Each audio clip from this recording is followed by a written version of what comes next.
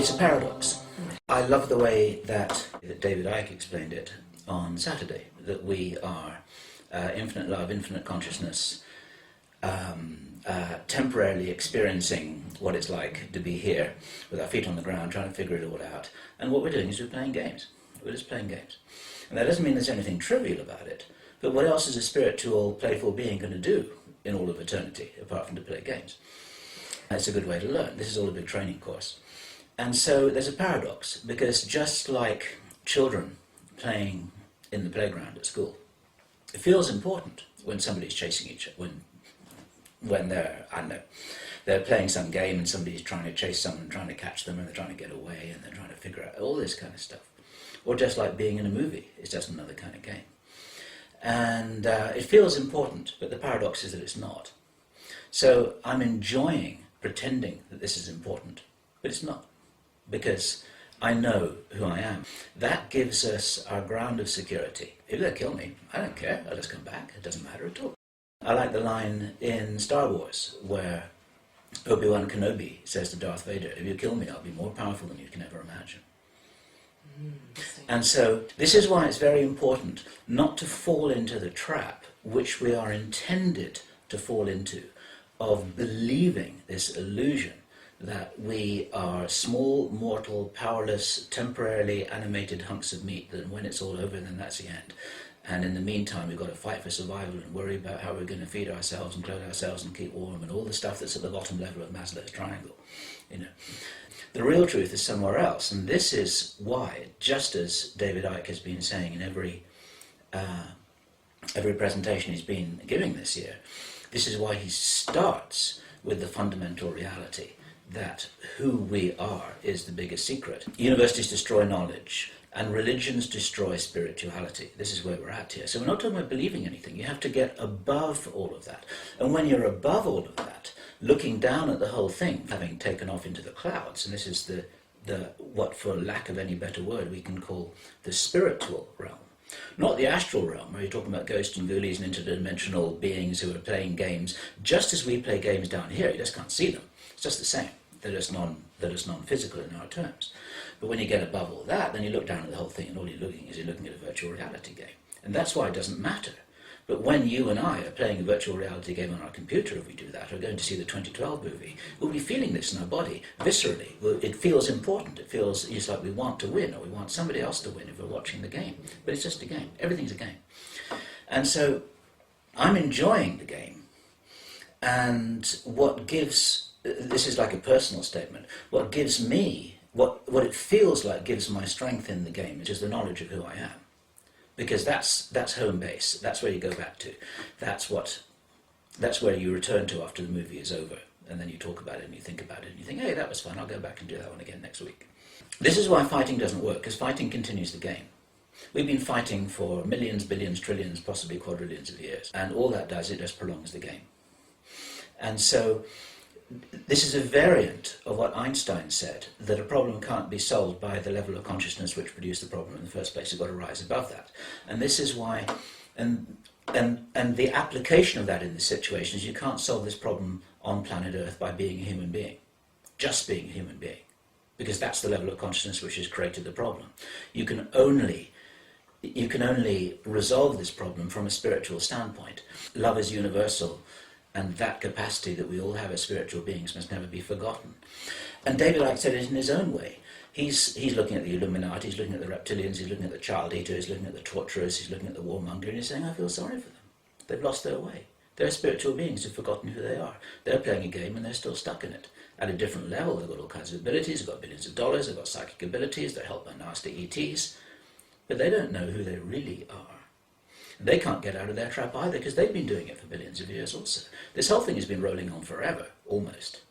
But it doesn't matter. What else are we going to do in all of eternity? You see, it's fun. And you've got to see it as fun. And this is why I enjoy my work, because it's a game. But it's a very serious game, you know. If somebody actually put a pistol to my head, I don't really know what I would do, you know. My body would be frightened, because the body is just an animal, like the car that we're driving. And animals get frightened when they're threatened. My body would probably be frightened as a spiritual being. I think, oh, I wonder what it's going to be like going into the light. You see. So obviously, the whole search of self is very important for people, and this is something I really want to focus on. You say you understand and know who you are. Does that have to do also with understanding your past lives and how they impact here? Yeah, sure. I spent hundreds of years in Tibet. I came to the West in 1850. I was born into a Victorian family in London. And it seemed like a good idea at the time. I know a lot of people who've come from other cultures, shamanic cultures, or from, other planets. It doesn't really matter, but we're not talking about this very locked down, programmed reality, as David Icke would put it. That is our current post-industrial Western world, which is very heavily under control, where spirituality actually has taken a retrograde step compared with the Aborigines and the Bushmen and the shamans in South America who understand the whole story and have done for thousands of years. So I came to the West. It seemed like a good idea at the time. I picked up information when I was meditating in Tibet that those guys over there need help. I don't know where they are, I don't know who they are, but that's where I'm going next time because they need help. And I got hit really hard because this is what happens to everyone who comes from anywhere else. It doesn't matter where you come from, but you come into this reality and you get knocked on the head big time. And many people don't make it in their first lifetime. It's tougher than they think. And I didn't make it that first lifetime, meaning that it was a bit of a tragedy and that all kinds of strange things happened and I can tell the drama, but it's just drama. It's a lifetime, so what? Okay, start again. Yeah, reset, Control Alt Delete, reset, come back, do it again. And I finally got my act together this time. I've had a number of things. I know who I was since then. I've had some adventurous times. It's not really the subject of this interview. I could go on for a long time. No, I love it. Please do. But it's, you see, if we go exploring our past lives in a way that's more drama that we go into. It's like, oh my God, I was Cleopatra, or oh my God, I was this nasty person, or I was this good. It doesn't matter. That's over. It doesn't matter. But it can give us some insight into patterns that we repeat this lifetime, which come from a program that is remaining from an old situation that we still think is happening now. This is why people are afraid of drowning. Why? Well, they had a nasty situation with water in their previous lifetime. They're afraid of water when they're 3 years old. Why? Because it happened before. We're afraid, and so much that we set up here is part of our mental reaction, not our spiritual reaction, because the mind is something that we take with us. I have a slightly different definition of the mind than David Icke does, but then that's another story as well. We're only really talking about semantics here. But so much of what we set up for ourselves when we put the chess pieces back on the board and we start the game again in another lifetime is some kind of a residue from the past. And this is the only reason why it's important to clear things out. Not because, oh, I was this is so interesting, this is fascinating, and I'm going to write a book about it. It's not important. The reason why you find out about it is so you can forget all about it and let it go, so that it doesn't influence you now, so that you're completely free, so you're making real choices now in present time. And that's why, once again, we're talking words, but any kind of clearing technique, regression can do it. There are many other practices that do it as well. You can even do it in meditation. This is why remembering the past is powerful, not so that we reminisce, but so that we can let go. And that's the key to it, because only then can you be really, really here and now. And that's when you have all your power. When you've unshackled these heavy weights from our feet, and many of those are actually rooted in the past. And what we see here on planet Earth, with all of these things that are perfectly real, we've got very nasty people who've got their own karma, they've got their own past, they've got their own track, they're playing their own game, they've got their own purposes, they come from their own places, they come here from other places too. It's just a continuation of the same thing. And so this is why what David Icke says is correct, that you're not going to handle this by protesting on the streets. You're not going to handle this by taking 100,000 Chinese assassins and going to murder them all. It just continues it all. Fighting doesn't work. You've got to handle this in a completely different way. Project Camelot is doing, it's bringing knowledge to the people about what we're not taught in schools, what children are not taught by their parents, what we don't read in the newspaper, and it's what you're doing here and the work that you're doing, is that we have to know the truth about where we are, because if here we are in Zurich. If we want to drive to Paris and we've got a map in front of us, we have to know where we are. Otherwise, we're never going to go down the right road to get to where we want to go to. What one has to do is not to get locked into intentions, so that one is controlled by the intentions rather than the intentions being a product of one's own desire to reach an outcome. Without intention, you can't make yourself a cup of coffee or get up in the morning or answer the telephone. And once again, this is an aspect of the paradox. On the highest possible level, these things don't matter. It doesn't matter whether you have a cup of coffee in the morning. It doesn't matter whether you answer the phone. It doesn't matter whether the world blows up in 2012. You know. So what? We'll just find another planet and come back. It doesn't matter. But on the other hand, in the context of the game, it does matter, and you can't have a game without intentions. And it's very important to separate out these two realities, and they coexist in a working paradox. And for me, my answer to the question that you asked Ruth about what advice would I give people, I would totally agree. I'd say find out who you are, because if you don't really know who you are, you don't have that reservoir of strength and certainty which is going to see you through any situation whatsoever. You know, someone's holding a gun to your head or a needle against your arm. You know who you are. Secondly, I'd say it's helpful to know where you come from, because that then can help you figure out what programs are running you this lifetime that are unconscious and which are your true free choices. You've got to be able to separate this out. Otherwise, if you feel like doing something, you don't know what it is, where it is that that's come from. You don't know whether it's an old program or whether it's something that's a really smart choice. Thirdly, I'd say don't fight. Fourthly, I'd say you have to understand that these guys need help. And this is, and I don't mean that in a condescending way, but there are people all over the world who are doing real spiritual work. And the word work is applicable here because it takes time, it takes focus, it takes energy. You've got to shut the door, you've got to do whatever it is that you do. And there are a whole bunch of ways of doing it, and I do this too. Ruth does it, Kerry does it, a lot of people do it that I know. They are handling problems in what Ruth has called the astral. In other words, it's the non-physical realm where these games are playing. There are a lot of non-physical beings who need therapy. They're upset. They need someone to talk to. Something happened 1 billion years ago, and they're still angry. You know, so, but they don't have anyone to talk to. So, are they manipulating us while they're doing this? Yeah, sure.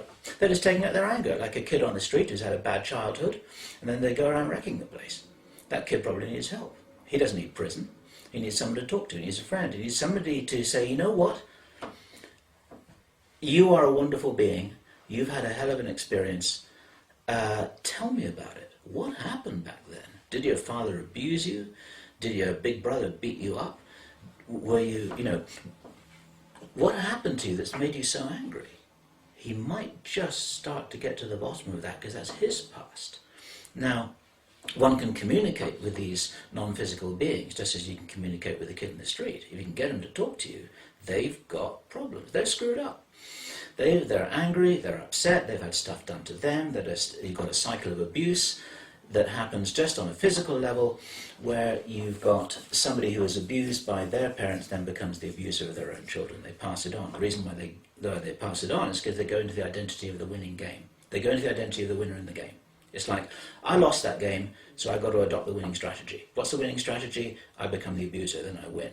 They see it this way. This is how all these situations get perpetuated. And in the non-physical realm, it happens in exactly the same way.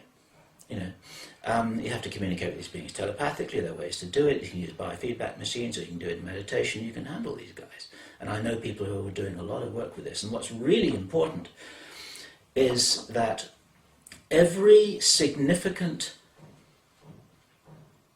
presenter of information in the realm which you and I and we are operating in, many other, we're working as a huge team. Project Camelot, David Icke, our friends David Wilcock, Alex Collier, George Green, a whole bunch of people, including people I don't even know. They all have a profound spiritual orientation, every single one of them. Now, we met Patrick Gerald. The reason why he's wrong is because he doesn't have a spiritual orientation. He's a scientist. He's trying to figure it out using mathematics. He'll never do that. It doesn't work that way. Bill Deagle, we spoke to Bill Deagle for an hour and a half last night. He's a profoundly spiritual person. Kerry is a profoundly spiritual person. We spoke about Bob Dean, our great friend. He's a wonderful, wonderful man. Everyone we speak to, and almost all of the unifying thread of all the people who we talk to, they're profoundly spiritual people. You spoke with David Icke. He starts off his 7-hour presentation by talking about how we are all universal consciousness and infinite love. What kind of a spiritual message is that? We need to hear more of that.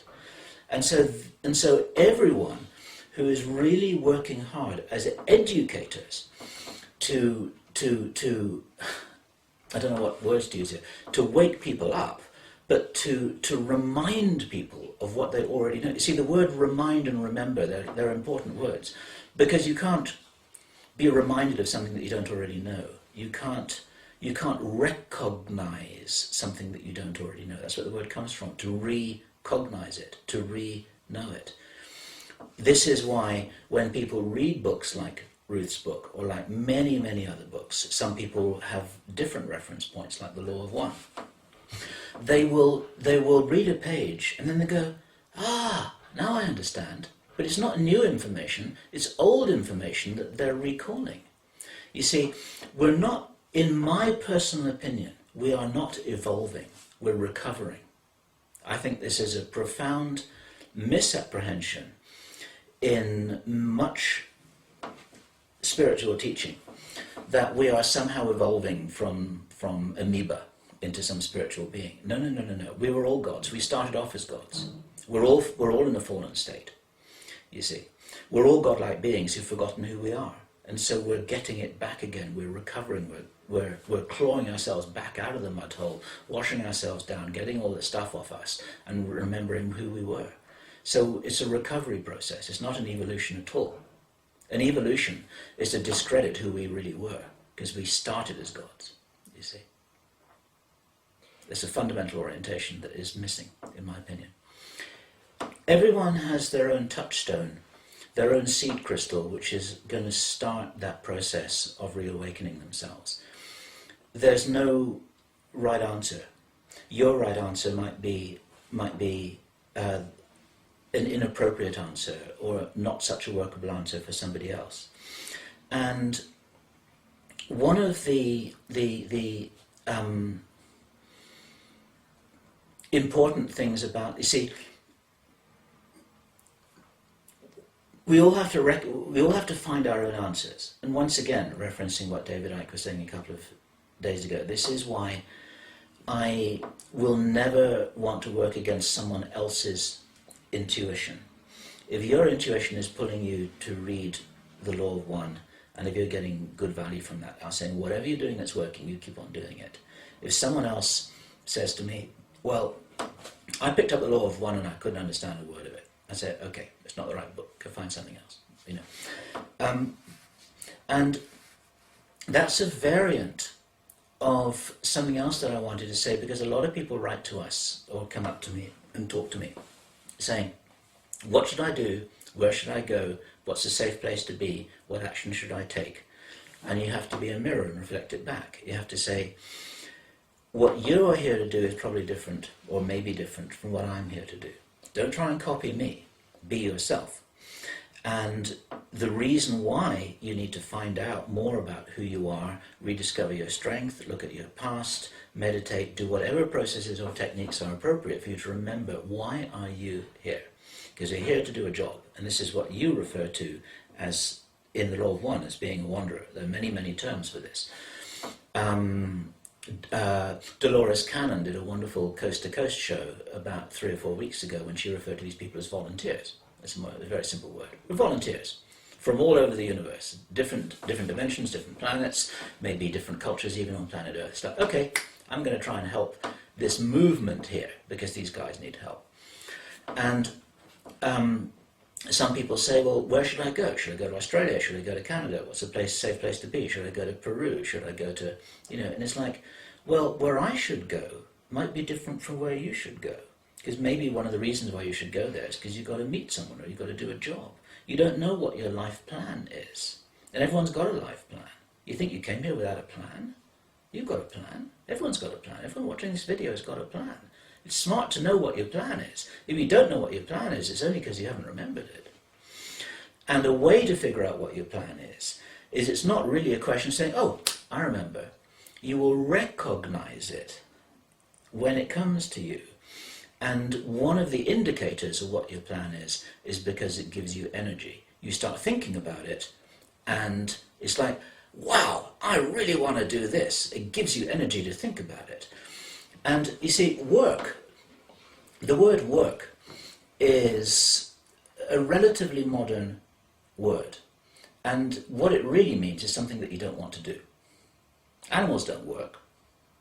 Animals just exist. In the Marquesas Islands, which is a group of French islands in the South Pacific, in their language there's no word for work.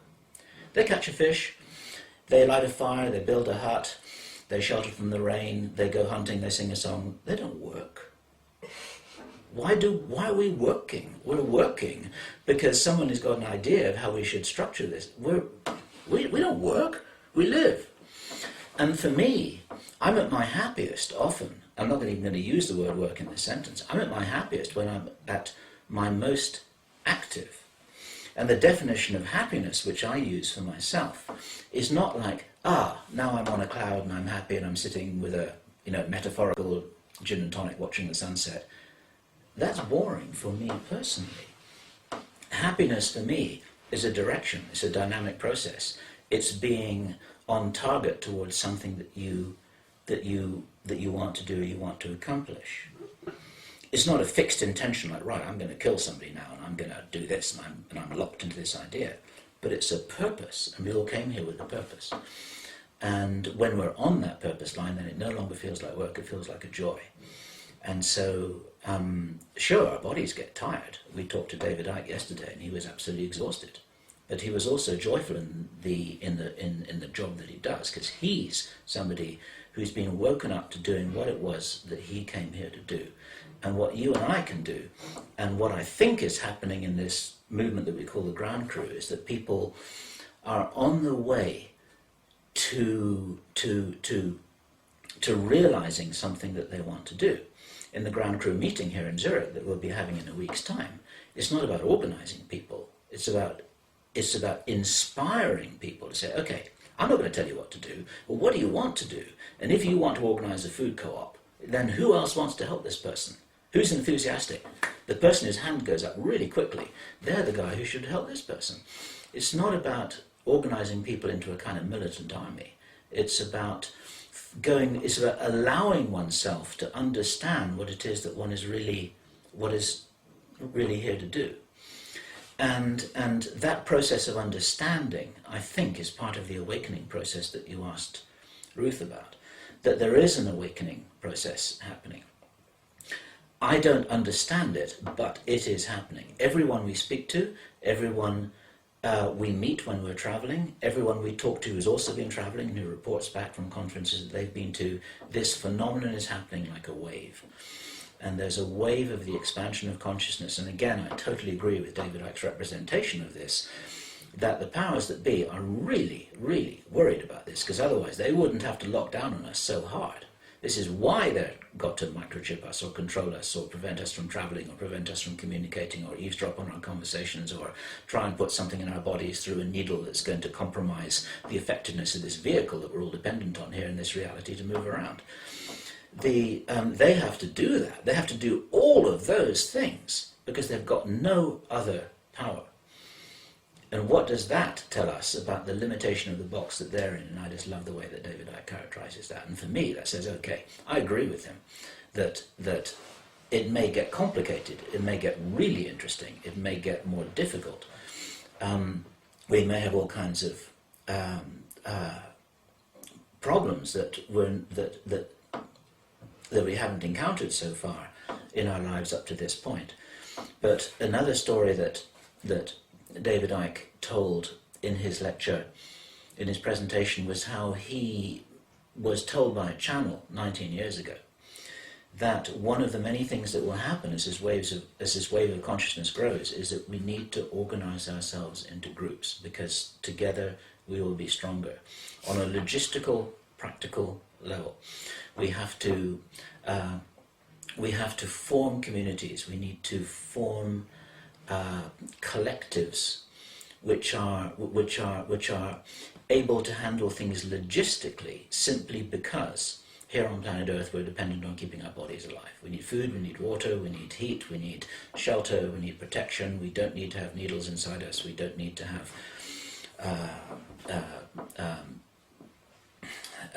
things which are sprayed in the atmosphere through chemtrails. There's a whole thing going on. Electronically, our minds are influenced. On a physical level, our bodies are compromised, and there are ways together that we can support ourselves here. There are antidotes to all of these things. There are technological ways that we can shield ourselves from this, and we need to help each other when the pressure really starts to crank up. And everyone that we know says it's going to get worse before it gets better, and I would agree with that.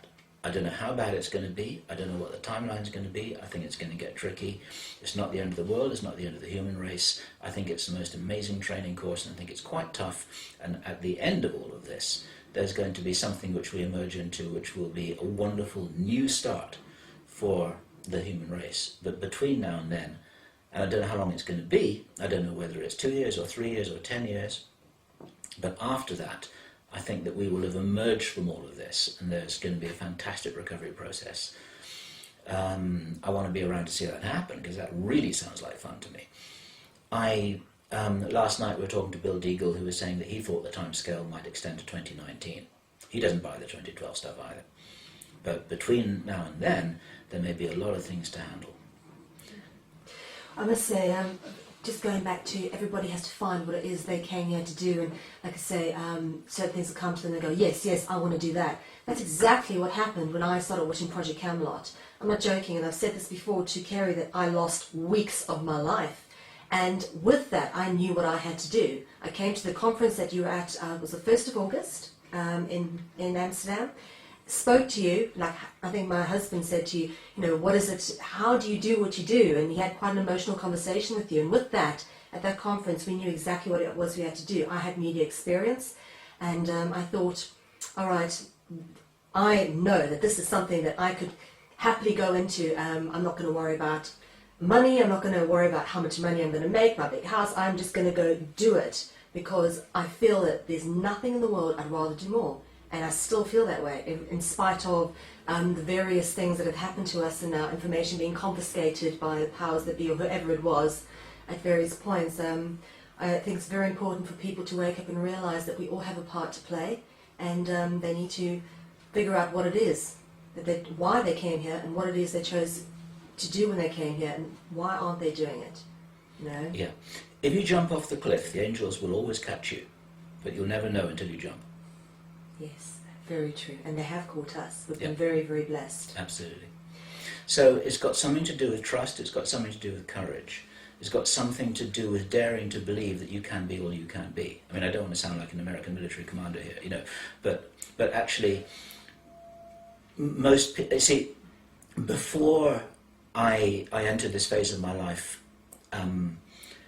where I was working 24/7 on Project Camelot, I was a team building specialist, personal development specialist. I've got outdoor experience. I used to take people up in the mountains. I started off my career when I was 21, 22 years old in outward bound schools, which is all, it's what in the older paradigm, the English stiff upper lip military language would have called character training, But what it really is, it's about a playground in which no harm is going to come to anyone, but there's the opportunity for people to learn what they really can do. I used to work with delinquent kids who used to go abseiling, rappelling off cliffs, and used to go into the mountains and camping. And they had transformational experiences because they never realized that they could do any of this stuff. People can do anything. People can do so much more than they are permitted to know. Richard Branson, who many people will know as the founder of Virgin, which is quite a huge financial business empire in Britain. And I'm not actually advocating doing this, But one of the things that got him on his way was when he was a little tiny kid, his mother, rather than saying to him, get down off that tree right now, would say, go higher, go higher. You can go higher. I bet you can't reach that branch. Go right up to the top of that tree. And little Richard would climb up, and he was quite frightened. He would go right up to the top of his tree, and his mother would say, that's wonderful. You're such a brave boy. You can do things that no one else can do. You are great. You are the best kid in the whole world. Now he's a billionaire. Okay. His mother, and this is the kind of thing that people get locked up for now, would take this little kid, drop him off in a different neighbourhood, and say, now, let's see if you can find your way home. You know, and little Richard would wander around the streets and had no idea what was happening. He'd knock on the door saying, I'm lost. Okay. And then the person would take this little Richard back home to where he came from, you know, and then his mother would say, that's wonderful. You solved the problem. You did so well. You are so great. You can do anything. And he's a billionaire. And that's because his mother was so crazy. She programmed him well, didn't she? Yeah, absolutely. But most mothers now tell their children, don't go out of the front door because something terrible is going to happen to you. They live in fear. Don't talk to that stranger because they're going to do something terrible to you. Don't take any risks. You know, I have a friend of mine in England. He's somebody who used to be my climbing partner because I've done a lot of rock climbing in my life. His name's Paul, the wonderful man. A lot of people sign off their letter saying take care. He signs off his letter saying take risks. I love it. Isn't that great? We should be. Life is a risk. Life is everything you do is a risk. When you catch the bus or you take your car to go back to where you're going, it's a risk. When you get in a plane to go back to Holland, it's a risk. When you commit yourself to your husband or to your partner, Richard, it's a risk. By publishing this video, it's a risk. Life is risky. You're never going to get out of it alive. You're never going to get out of life alive. Life's a risk. So enjoy it. Just give me a bit of background again on Project Camelot and how you got started and what inspired you to go on this journey.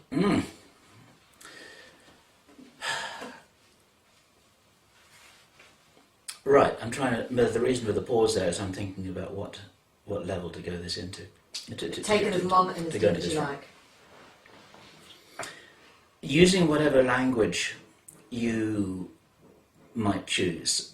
I'm a wanderer, I'm a volunteer, this is what I came here to do, I'm pretty certain. And just as many people watching this video and you yourself will recognise that when you finally think, okay, now I've arrived at something which I really want to do, you look back on your life and you realise that all the experiences you had, even the ones that weren't particularly pleasant at the time, were all part of the training programme.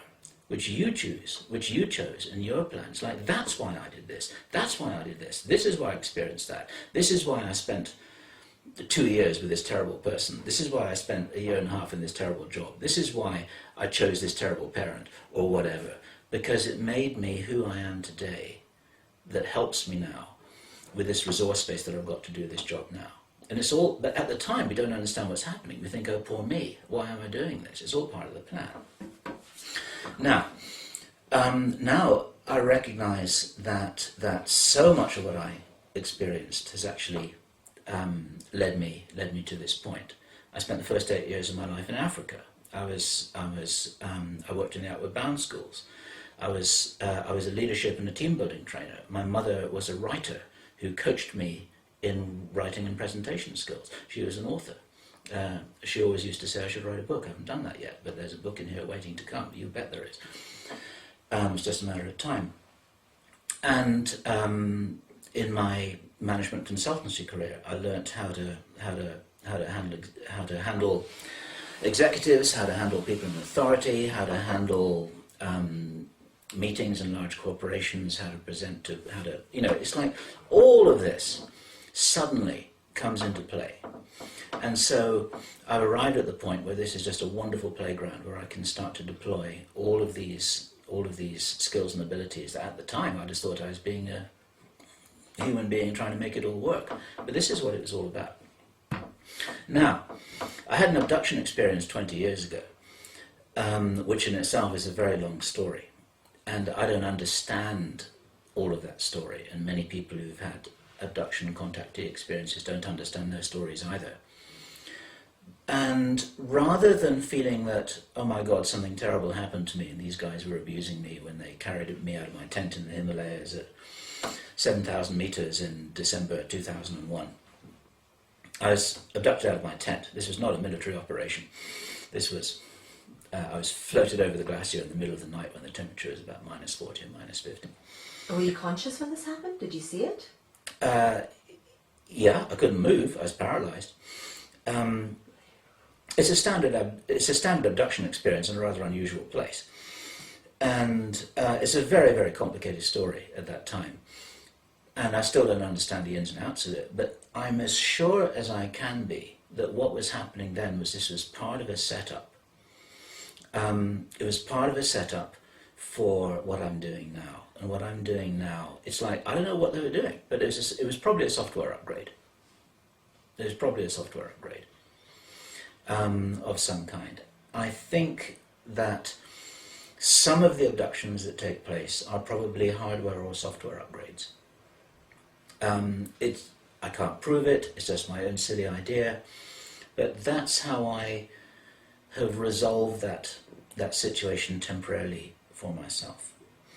At that time, I had a girlfriend called Angie, that was a very, very strange story, and I had a number of strange experiences which led me to conclude that she was not fully human in the accepted sense of the word. Now, I don't even know what I mean by that, but there was certainly something inside her that was. Is this the one that grew like 2 feet overnight? She grew 2.5 inches overnight, not 2 feet. The story gets blown up. 2.5 inches. And I don't know whether it was overnight or not, but it was certainly within 2 weeks. I mean, it's one of these things that's medically impossible. And every now and then she used to say to me things that seemed to come from somewhere else, didn't seem to come from this little 26-year-old girl doing an ordinary job who looked walking down the street like any other 26-year-old girl. Every now and then she would say something that came from a completely different place. And one of the things that I remember, she said to me over breakfast one morning. It was like we had the coffee and the toast on the table, and then she suddenly looked up at me and she said, "The earth is a very beautiful place and it won't always be this way." It's quite random. And it's like, what? And then she kind of flipped back into her 26-year-old little girl mode, and she didn't even acknowledge that she'd said it. She would say things like that. She would say to me, she said, "You're a very special person. We won't always be together, but I will always love you." And she would say this to me over and over again. She'd say, "You're very special, you're very special." And at first I thought she was just being nice. Now I think she was trying to tell me that I'm very special, in some way. Now, I'm not saying that I'm the only person who's very special. There are tens of thousands of people who are very, very special. When she walked out on me, she said, "My purpose in your life is complete. Now I'm off." How did you deal with that? I couldn't. I couldn't deal with it at all. I was devastated. I had no frame of reference with which I understood that at all. Only later did I realize that her presence in my life was part of this preparation. And at the time, I had a very deep sense that I was involved in something important. I had no clue what it was. I thought, my God, I've been chosen for something. Why am I experiencing this with this girl? Why is she in my life? I had another similar experience with my best friend at the time, who I went on the mountaineering trip with in Nepal, where I was abducted out of my tent. He was one of these guys as well. It's ridiculous, and he would say things to me. I remember once when I was being silly about something. I can't even remember what it was. He talked to me. I mean, he was my best buddy. I used to, in the days when I used to go down to the pub, I'd go down to the pub with him. I used to go climbing with him. He was a wonderful man. His name was Dave. He talked to me and his voice changed. He said, "You are way out of balance." He said, "I don't know where these words are coming from, but you are way out of balance." I mean, this is my friend. He He never said anything like that before or since. And, I mean, he was right. You know, my life was way out of balance at that time. And I was being coached. And Alex Collier, in his presentation in Los Angeles, when he came out of retirement, I hope not temporarily, and he came to speak, a very, very powerful presentation. Here's another very spiritual man. He introduced the idea, just as like an open question to anyone who was listening at that time, was, would you be open to being mentored by an extraterrestrial race? And some people ask us, somebody asked me just yesterday, where are the benevolent ETs? Where are they? We're surrounded by these reptilians. Where are the good guys? You know, come on out, we need your help. Well, maybe they're mentors sitting there, right here and now, waiting for us to wake up to the fact. And it's like maybe all we've got to do is ask.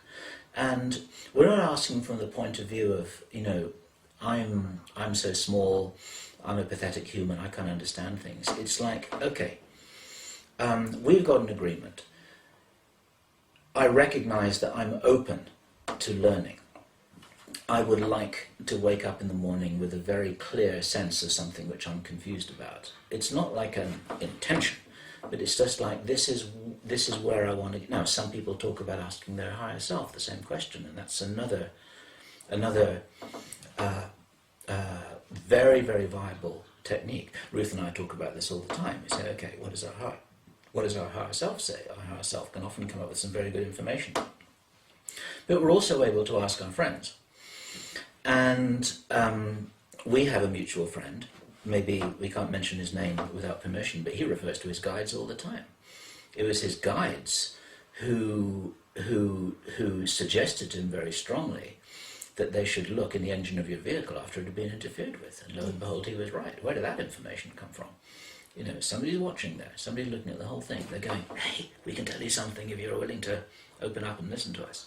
You know, and there are non-physical beings, or beings that may be physical from their viewpoint, but non-physical from our viewpoint, because we're talking about an overlapping of realities and dimensions.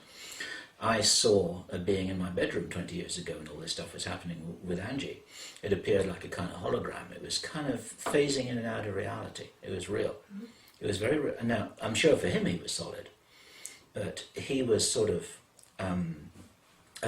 I saw him like a kind of hologram. It kind of appeared, looked pretty physical, looked at me, there for about 5 seconds, then faded out again. Jake Simpson, our insider contact, our contact who we've got on Project Camelot, said that the military of some countries have mastered this technology, because it's just technology, and they can walk through walls. Their super soldiers can walk through walls. He referred to it as a phase shift. You shift the phase, I don't know what this means, you shift the phase of these electron clouds, quantum probabilities, and empty space that we call matter, such that they just move through each other. Why not? The only reason why two things hit each other and bounce off is because you've got because you've got the apparency of a force through the various electromagnetic reactions at a quantum level. I'm not saying this technically accurately. You've got the strong magnetic force, you've got the strong nuclear force, the weak nuclear force, you've got electromagnetism, and you've got gravity. These are these are the four basic forces, as best I remember. And the combination of these things results in the appearance of things being solid, and the fact that I can't put this hand through this wall. I have spoken with somebody who was at a party where there was some people who seemed to be Illuminati connected. And the Illuminati basically They're black magicians, among many other things. They can do all kinds of stuff. And ultimately, because everything is a solid expression of thought or spirituality, whatever words you want to use, we can actually transcend this stuff without using high technology. And so he witnessed a demonstration where somebody just put his hands through the wall, you know, like a special effect in a movie, straight in, straight out. And people can bilocate, people can levitate. If you read that wonderful book, which I read many years ago, that David Icke referenced in his presentation, Michael Talbot's The Holographic Universe, there's a couple of chapters in there about miracles in the past, David Icke talks about fire walking. There are many, many documented instances of people in a state of religious ecstasy, which basically is in a trance state, some kind of an altered state, where, you know, red-hot branding irons don't touch their skin, they have big hooks in them, and then the hooks are taken out of their body, and then suddenly there's no wound anymore. In the modern day, we've got the psychic surgeons in the Philippines who can reach inside someone's body, take out a tumour, remove it again, and then the body just heals over. That's it. And then he's got the tumour in a jar, you know. No anaesthetic, no nothing. He just reaches in, pulls it out. These are the Filipino psychic surgeons. Lyle Watson, in his book Supernature and Lifetide, talks about this quite a lot. There are a whole bunch of them in the Philippines. There are about, last I heard, there were about 20 of them. There's a guy in Brazil whose name I believe translates as John of God. He handles something like up to 3,000 patients a day. They come in a long line, about 10 seconds each, you know. Sometimes, and he says, okay, you need this, you need this, you need this, you need this. And sometimes he picks up a rusty razor blade, opens them up with this rusty razor blade, no anaesthetic, no nothing. He just says, right, okay, pull something out and that's it. Okay, right, next. And then there's no wound, there's no nothing. And they're fine, you know. That's incredible. And his name is John of God. I'd love to go and see him. I mean, he's on the internet, you can check him out, you can go on tours, you can go and see him, and then you can be one of those 3,000 people. And if you get the rusty razor blade treatment, make sure you got your camera. So all of that is testimony to the fact that, as Michael Talbot would put it, we are living in a holographic universe. Yeah.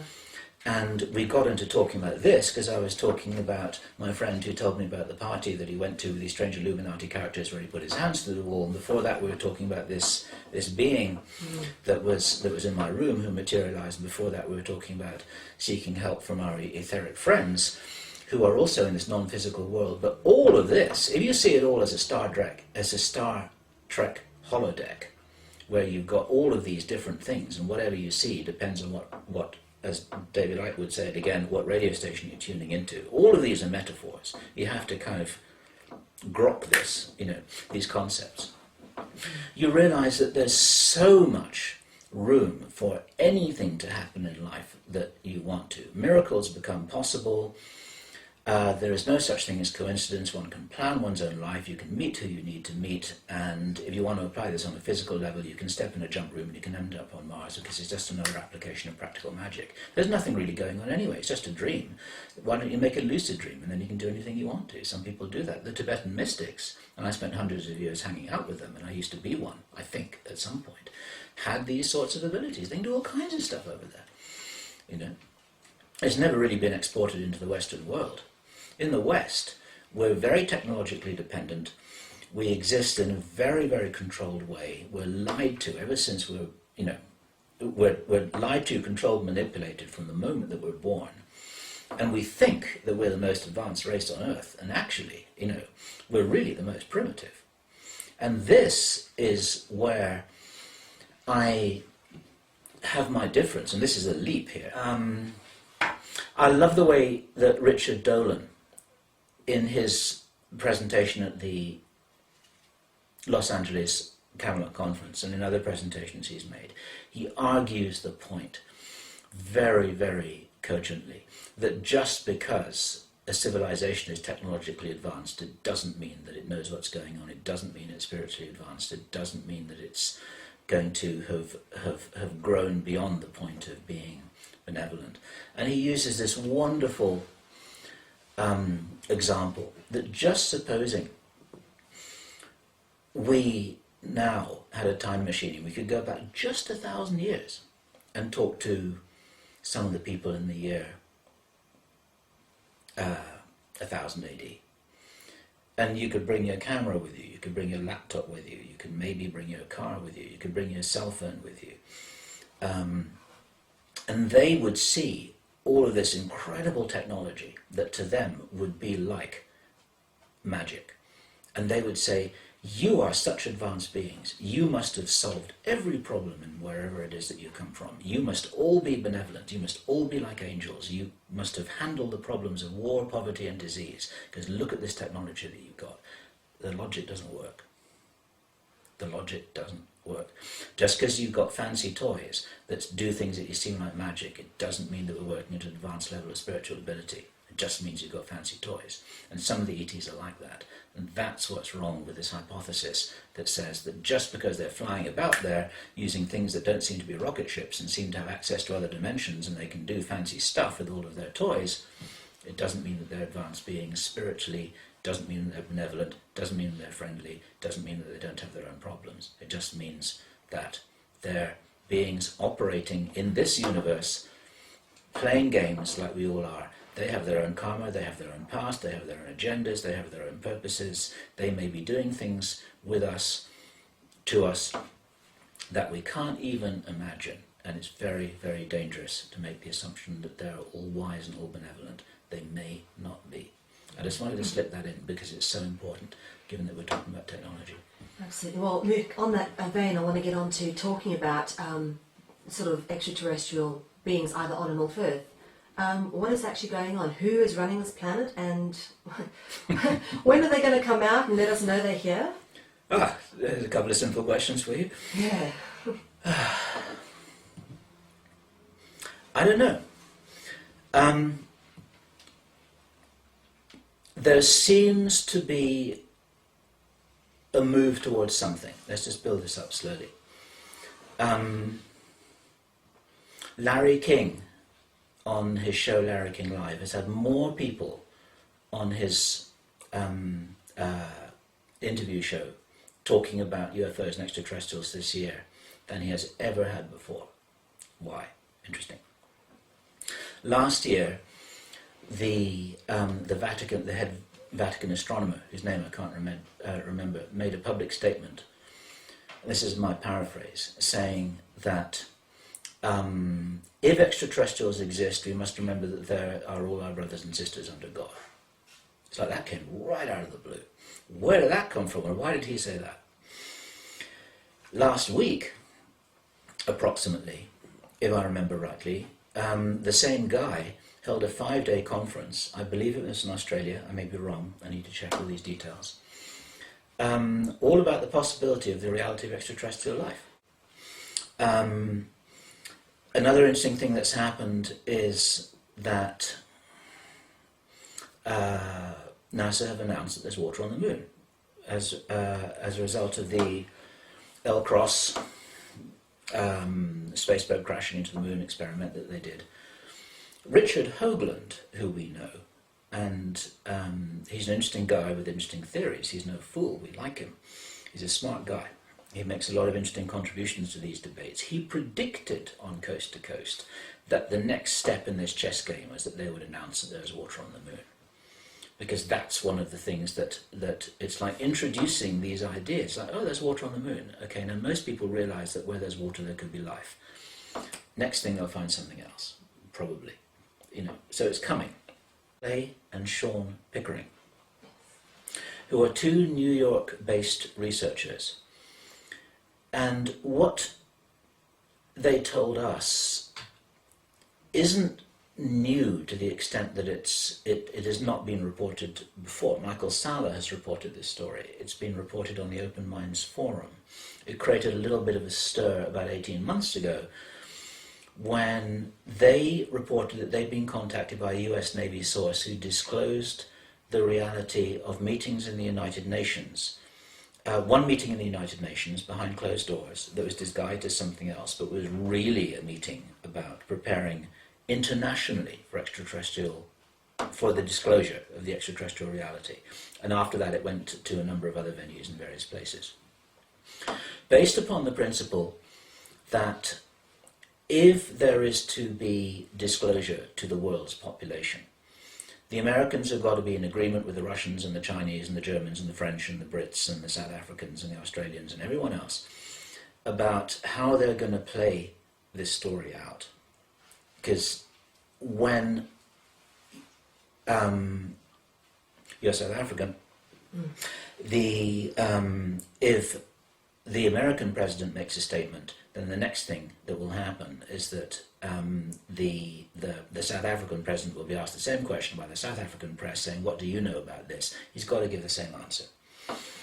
And so otherwise you've got a real problem, because you've got people giving different accounts. And what account to give and what to say and how to say it apparently is being discussed at very high levels and has been for at least 18 months and probably for much, much longer than that. When Claire and Sean Pickering contacted us, this is all on the Project Camelot site, they referenced our interview with Stephen Greer, and we've had a lot of interesting feedback about that. Some people really didn't like it. It's like, how could you challenge this guy? How could you be so belligerent? How could you disagree with him so strongly when it's just meant to be an interview, they said. And Claire and Sean Pickering said, this is the best interview you've ever done, because the level of passion and disagreement and intelligent debate and heated intelligent debate mirrors exactly what is the reality behind closed doors at the highest level of policy. They said this is completely representative of the angst and the disagreement and the concern that there is among good people at highest levels of policy. They don't have the answers to these questions either. They don't know who they can trust. They don't know what to say. They don't know what it means if somebody comes along saying, I'm an ET, here's some technology and we're giving it to you because we like you. You know, now, of course, I'm saying that in a sort of playful way. But how can we understand and how can we be sure of the agendas of these beings? Some of them will be genuinely friendly, and others may not be. And it's very, very important to make the right decisions about these, and it's very, very important to give people the right information. And I think that whoever it is who's pushing for this disclosure, and it is coming, I believe, something's coming.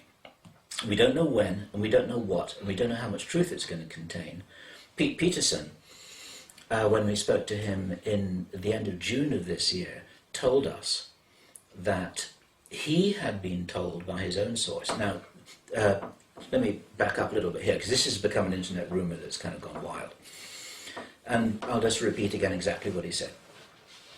He said that he had been told by a source of his that television time had been booked for the 27th of November across many networks in which Obama was planning to make an announcement. And then after that he immediately said, just because it's planned it doesn't mean it's going to happen. We spoke to him a short while ago and he said he'd give it 50-50. It's just his personal guess. This is the information that David Wilcock was referring to when he went out on quite a long, thin limb on Coast to Coast. Now, we love David, he's a good friend of ours.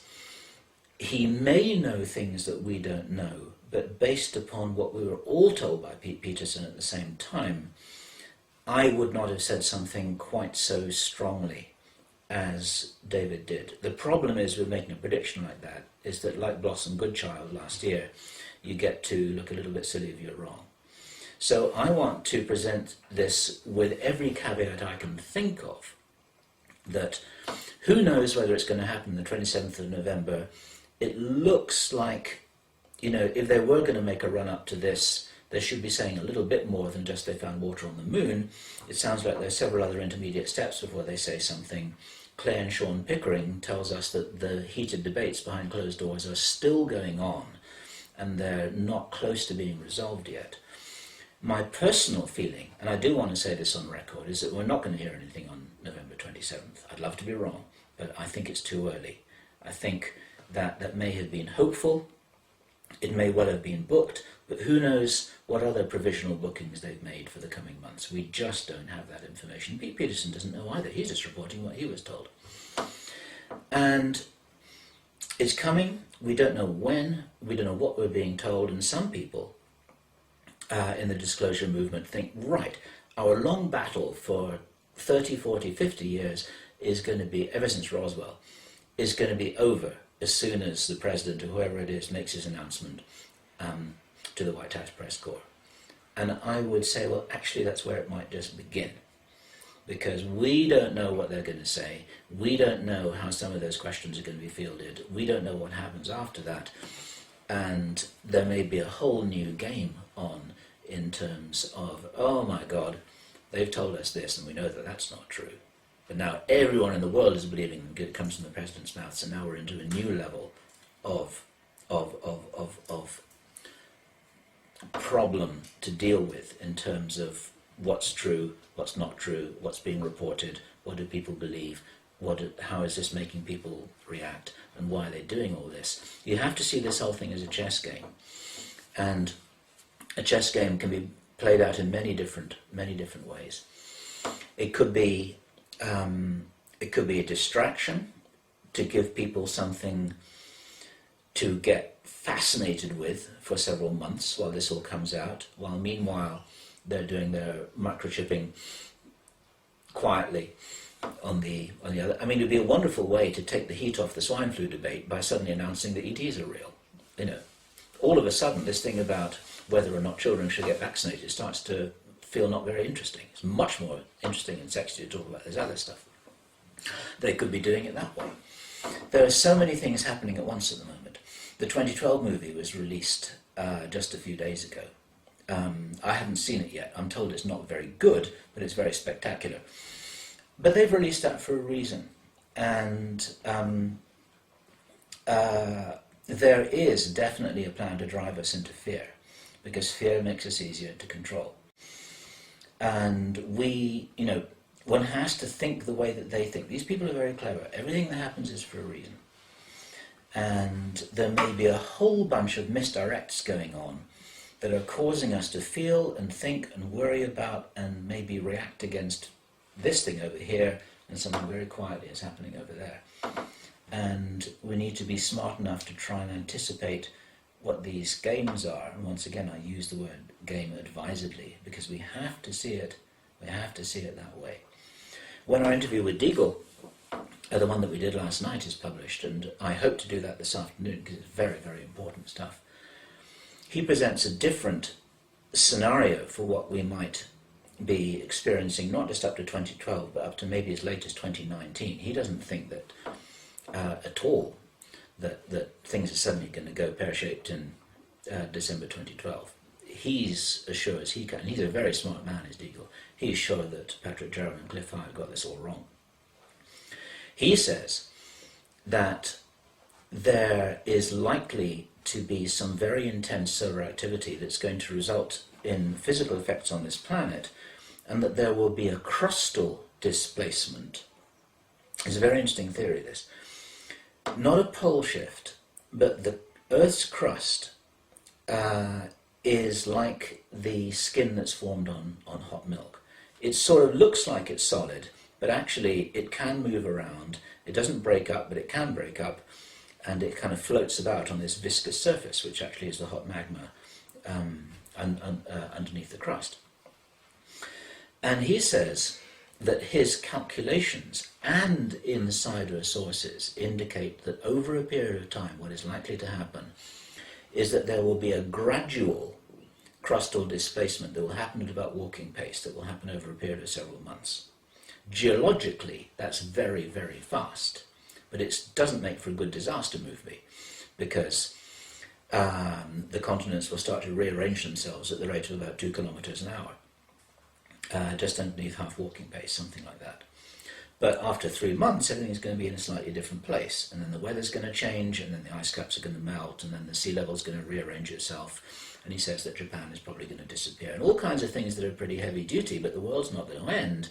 It's going to result in problems in food distribution. There's likely to be coronal mass ejections, which will influence our,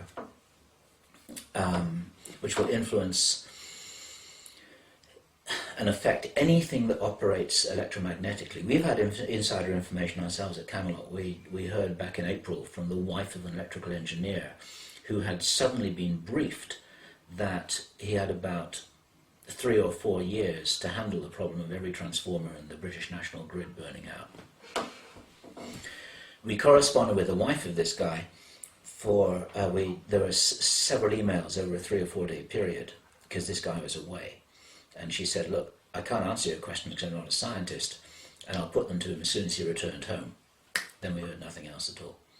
Because presumably, we can only assume, and it felt absolutely real, we can only assume that this guy got home and said, what the hell are you doing? We can't talk to anyone about this. This has been too dangerous. I've been threatened. You can't do this. Please, please, you shouldn't have talked to these people. And then we've heard from other people a very, very similar thing. Bill Deagle confirms this. There are electrical engineers all over the world working in the public domain who've already been briefed that they need to take care of stuff that might possibly happen.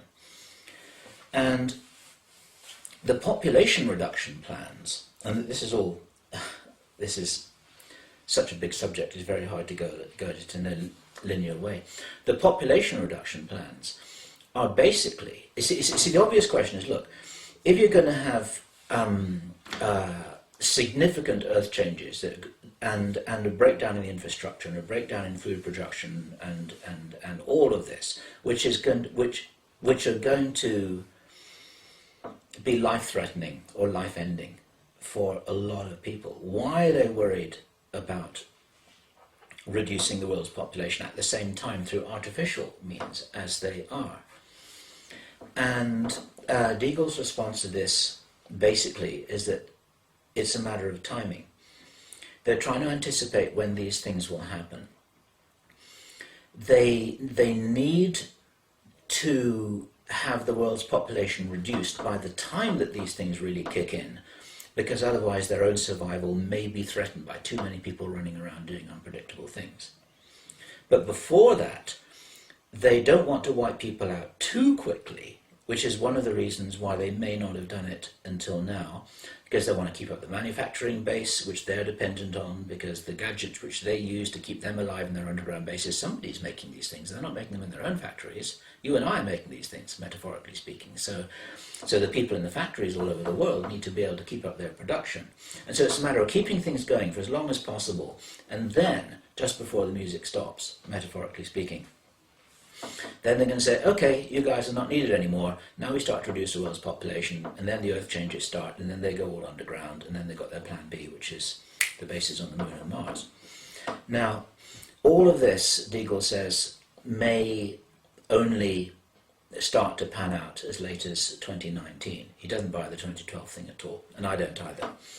I suspect that the 2012 thing is a big misdirect.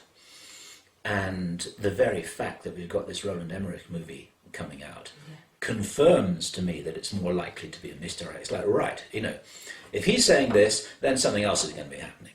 In the meantime, we're all meant to be believing this. But there's something going on. And we and you and a whole bunch of other people who are watching this movie right now are busy trying to figure this out. We're not jumping on a bandwagon to claim that Bill Deagle is correct about this, but he's very, very smart, he's very, very well-intentioned, he's got his own insider sources, and what he was describing, which very soon after, if not before, this video is published, we will have that full hour-and-a-half audio on our site. It's the kind of thing you need to listen to 3 or 4 times, because it's very, very intense. It rang true to me. It rang true to me. It's not a disaster, but it's a big change. It happens every 11,500 years. and was the same kind of thing that we read about in the legends, as the legend of Atlantis, the Great Flood, so on and so forth. A whole bunch of stuff happened, but it wasn't a big wipeout. It was just a little bit of a reset and a little bit of a reorganization, and a lot of the high technology that existed back in those days disappeared. And then that correlates, of course, with what Hoagland has been saying all this time, which is really, really interesting. He says all these ruins that are on Mars and on other planets that he thinks moons, on rocky moons, Iapetus, one of the moons of is it Saturn or Jupiter? I can't remember. It's got incredible structures on it. I mean, the whole solar system seems to be littered with artifacts of different kinds. But he says it's just humans having done their thing in previous ages. He says it's not ETs building this stuff, it's us. It's our history. He says it's our history. We don't know our own history. Very, very interesting thesis. Now, of course, there are probably ET bases there as well. We heard from Henry Deacon, Arthur Neumann, about the Mars base. That's occupied, or rather jointly occupied, by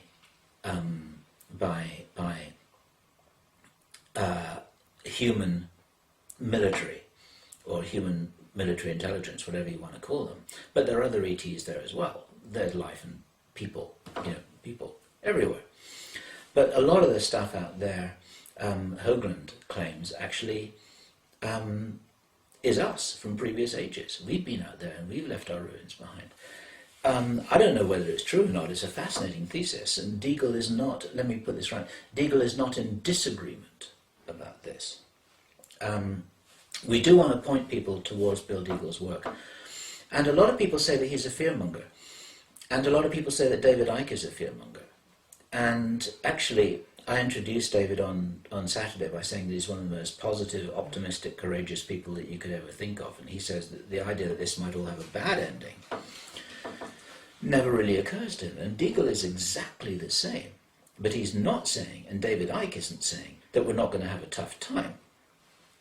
We may have a tough time, and some people may have to drop their bodies and pick up another one somewhere, but that's not the end of the game, and that doesn't make it all into a disaster movie. It makes for quite a lot of drama and quite a lot of change and quite a lot of interesting things going on. But in the biggest picture, after all this, there actually is the opportunity for the human race to emerge into what many, many psychics have seen as being, after all of this chaos, some kind of a golden age which will emerge. And one of the messages that I want to give here is that if this was all going to be a dreadful, terrible story, I wouldn't be here. You see, I wouldn't be here. I know that. I mean, this is like a person. I wouldn't be here. I wouldn't have come here in 1953 to do what I'm doing now. I'd have gone off to some other planet and made a good start. I mean, there are all kinds of wonderful places to be out there where you can really have a lot of fun doing a lot of different things. I'm here because there's a good chance that this game is going to result in a good outcome. In the meantime, it's fun, it's interesting, it's a learning experience, it's a training course for you and me and everyone else too. I'm really pleased that I volunteered for this, but I didn't volunteer for a dead end. And all the wonderful children who are coming in, who they're trying to control with Ritalin and all these drugs and all these, all the Indigo children, they're coming in waves and waves. The cavalry is coming. There are little kids running around. The cavalry is here. We get letters from people. We get emails in Project Camelot. We get more and more letters from younger and younger people. People who are in their teens, people who are in their early 20s, and they have levels of awareness and information which they're holding in their understanding that I never had when I was that age. When I was 20, even when I was 30, I hadn't got a clue what was going on. I had no idea at all. I was trying to figure it all out. And these guys are really on the ball. They don't have, some of them can't spell very well, but that's not important. They're saying, we have so many people saying, I know I'm here for a reason. I want to find out what I'm here for. I understand all this information. Your information has helped to wake me up. Your information has helped me realize that I'm here. You know, we get this from more and more people and younger people. And of course, we're working as part of a huge team. You're going to start getting these messages as well if you haven't already started to get them. And there are people working all over the world in different cultures, in different ways, and all of this is happening. It's a movement. It's a movement. And all of these young kids, they would not be here if this was a dead-end, fixed-rigged game. They'd have gone to another table on another planet. They'd be doing something else. They wouldn't be here. They're here because there's a good chance, because it's fun, because we're working together, because they can reconnect with people who they've got an agreement to reconnect with. Many of us have known each other before. This is why I'm sure that since you started doing what you're doing, you've been bumping into people who you've only met for 1 or 2 days, and you think, my God, I feel I've known you all my life. It happens all the time. And the reason for that is because they're not strangers, they're old friends. You had an agreement as part of the life plan to meet up and work together, because this is what you've done many times before. The reason why it's fun to work with people is because it was fun last time. So here we go again. You know, it's like a long series of movies where you get the same characters again faced with a different problem, and here we go, you know. And that really is the way that it is. And so that, for me, is one of the most important messages of hope that there is, that this whole cavalry wouldn't be investing themselves here if it was all hopeless. They're investing themselves here because there's something really valuable that could come out of this. I don't think anything's fixed. It's not fixed to have a good outcome, it's not fixed to have a bad outcome. But it's a fascinating game. And my message to anyone who's watching this, who feels that that what I'm saying is saying anything to them, is you are probably watching this video right now for a reason. Nothing happens by accident. If you find yourself thinking, what should I be doing? What should I be being? Even if even if German is your language and you're fascinated by Ruth's book, then that's a good place to start. Whatever it is that you feel drawn to do at this moment, then that could be what it is that you're here to do. Be smart, be careful, check things out with people, be aware of all the tricks you possibly can do, but follow your instinct. If you spend all your time trying to think it out logically, you're not going to get anywhere. You've got to jump off the cliff. The angels will catch you because the angels are real. Brilliant, that's excellent, thank you, Bill.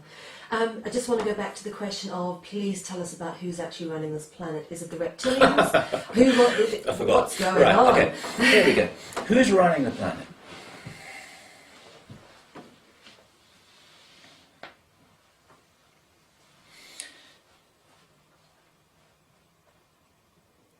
The Anunnaki are part of the picture.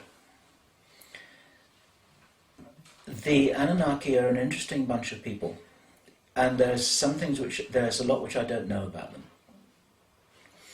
And these seem to be a good example of what I was talking about a little earlier in this conversation. That rather than saying, oh my God, these are people we've got to worship, or we've got to fight, or we've got to propitiate to, or we've got to appease, or we've got to negotiate with, actually maybe there are people who came here with a problem. And there is information from different sources, including some of my own information, which feels real, and I've heard this elsewhere, is that they may have lost their planet. And for a race to have lost their planet, because bad things happen out there, it's a violent universe. For any race of beings, any advanced race of beings that lose a planet, that's a tough problem to solve. Because it's like somebody losing their house in an earthquake and then wandering around wondering wherever they can live. They think, oh, that's a nice house and that's a nice house, but everyone's already living in the nice houses. You know, now this is a very poor analogy. You can't just wander into a beautiful empty house. All the beautiful planets have already occupied. They've already got people or beings who seem to be there. Now it's possible, and I present this as a hypothesis. It may be that they're working through their own karmic history as a race. Just supposing a planet was destroyed, then the race had nowhere to go. But because they hadn't been very nice to people before that, nobody wants to take them on board as refugees. Then they've got a problem. One of the things that Clay and Sean Pickering said, now they don't know anything about the Anunnaki, this is highly compartmentalized. I think that at least some of the Anunnaki, or the people who are called the Anunnaki, are reptilians. And remember that the word Anunnaki, as translated by Sitchin, simply means those who came from heaven to earth. It's like a generic term for extraterrestrials, really, visitors. They don't call themselves the Anunnaki. I don't know what they call themselves. It's possible that these are refugees looking for a place to squat, a place to take over, people to negotiate with, a role to play, a place to be. I don't know. If we imagine that there's a race that lost their planet, they're likely to be heavily traumatized. They're likely to be split into different groups. They're likely to have disagreements between themselves about what they should do. Some people, some of those beings, some of those people might say, okay, we should ask for help. Others might say, no, we're a warrior race. We just go and invade those people. We have no respect for them anywhere, and besides, we like their real estate. We've been told that the Anunnaki have split into a number of different factions. And actually they don't necessarily get along well with each other. Some of them may well be friendly. Some of them may not be. I met Barbara Lamb, who is a therapist who works with contactees. She's widely respected. She's a wonderful person. I met her in Los Angeles in February. And she told me that a reptilian had materialized in her room physically, held her hand for 2 minutes, looked her in the eye, and gave her the information that he had been bred as part of a program to communicate with people, chosen people, with the message that they are not all unfriendly. That was his role. And Barbara Lamb understood this because she's heard all of these stories. You know, just because somebody's 8 feet tall with muscles and scales and green, I mean, I don't know what they look like. You know, they probably look pretty frightening. But that doesn't mean to say that they're not nice people. As Ruth said, the bottom line, once you disentangle all of this mess that we've got down here at this level of reality, everyone is infinite consciousness. Even a nasty reptilian who eats babies. You know, they're infinite consciousness too. They've just forgotten who they are, just like you and I have, maybe. And so there's room for compassion in this. This is where the infinite love thing fits in. See, there's room for compassion. There's room for realizing that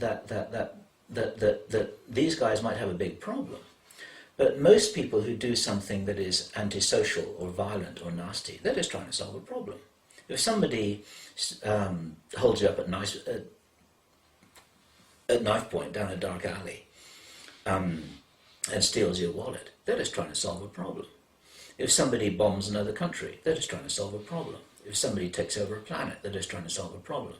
You know, if your partner screams at you and or throws a plate at you in the kitchen because they're upset, they're just trying to solve a problem. They're just self-medicating by doing something that makes them feel better. And so any bad thing that anyone ever does is they're trying to solve a problem. It's just that usually when these things result in a way in a negative effect on somebody else, it doesn't really finally solve the problem. It's just very temporary. It just feels like they're solving a problem. It doesn't actually end the whole thing. This is what karma is. Karma is trying to solve a problem in a way that creates another problem, creates another problem, creates another problem, creates another problem, and the whole thing never ends. You've got to lift yourself up to a higher level to realize how to really handle these problems, not try and solve them by a reactive act. So much about that. But this is where compassion comes into this, that rather than fighting these guys, we've got to understand that they may be here because they're trying to solve a problem, and they're trying to solve a problem in a way that might not be good for their karma and might not be good for us physically. Now, you ask me who's running the show, it's certainly very real for me that there are reptilian entities who are operating behind or operating within senior figures who are influential in this whole chess game that is modern geopolitics, and also in the alternative media world as well. If you've got reptilians who are smart enough to take over a human body in whatever metaphorical way you can imagine, they might stand behind them in another dimension, there might be what is called a walk-in, where they say, okay, out of here, I'm taking over this body now. And they look like a human, but but who they were before that was something completely different. This can happen at any stage of one's life. You don't have to be born in here. That may happen with politicians, it may happen with bankers, it might happen with industrialists, it might happen with UFO researchers. In theory, if we don't watch our backs, it could happen to you and me. You know, these are the kind of things which, if you regard these beings as having the ability and the strategic capability to figure out, okay, what position should we occupy on this chessboard? Then they are going to be occupying positions and they're going to be occupying people. It's absolutely logical that if they could do that, they would do that. You know? And not only are the bad guys occupying positions and occupying people, the good guys are occupying positions and occupying people. Who do you think we are? You know. Now, I'm not necessarily, I mean, before I was saying how I was in Tibet for an awful lot, for a long time. I think I've been on this planet for, I mean, I haven't got any memories earlier than about 2,000 years ago. But maybe I just came a little bit early, just to get used to it. You know, if I came here to planet Earth from somewhere else, hanging out in Tibet to get the hang of it is actually a pretty nice place to do one's induction before you really start to get involved in stuff. I don't know for sure, but I know that some people have come straight in here. This is their first lifetime. I've talked to them. You know, I had another girlfriend. This is a story I haven't told publicly. I won't give her name because she could easily watch this. I had another girlfriend who had come here from the Pleiades 2 lifetimes ago. Not last lifetime. In other words, this lifetime is her second human lifetime. The previous lifetime, just like that, she had a really, really tough time. She had a very, very tough time. Because if you come here from anywhere, it's tough. It's a tough planet. It's not easy to be here.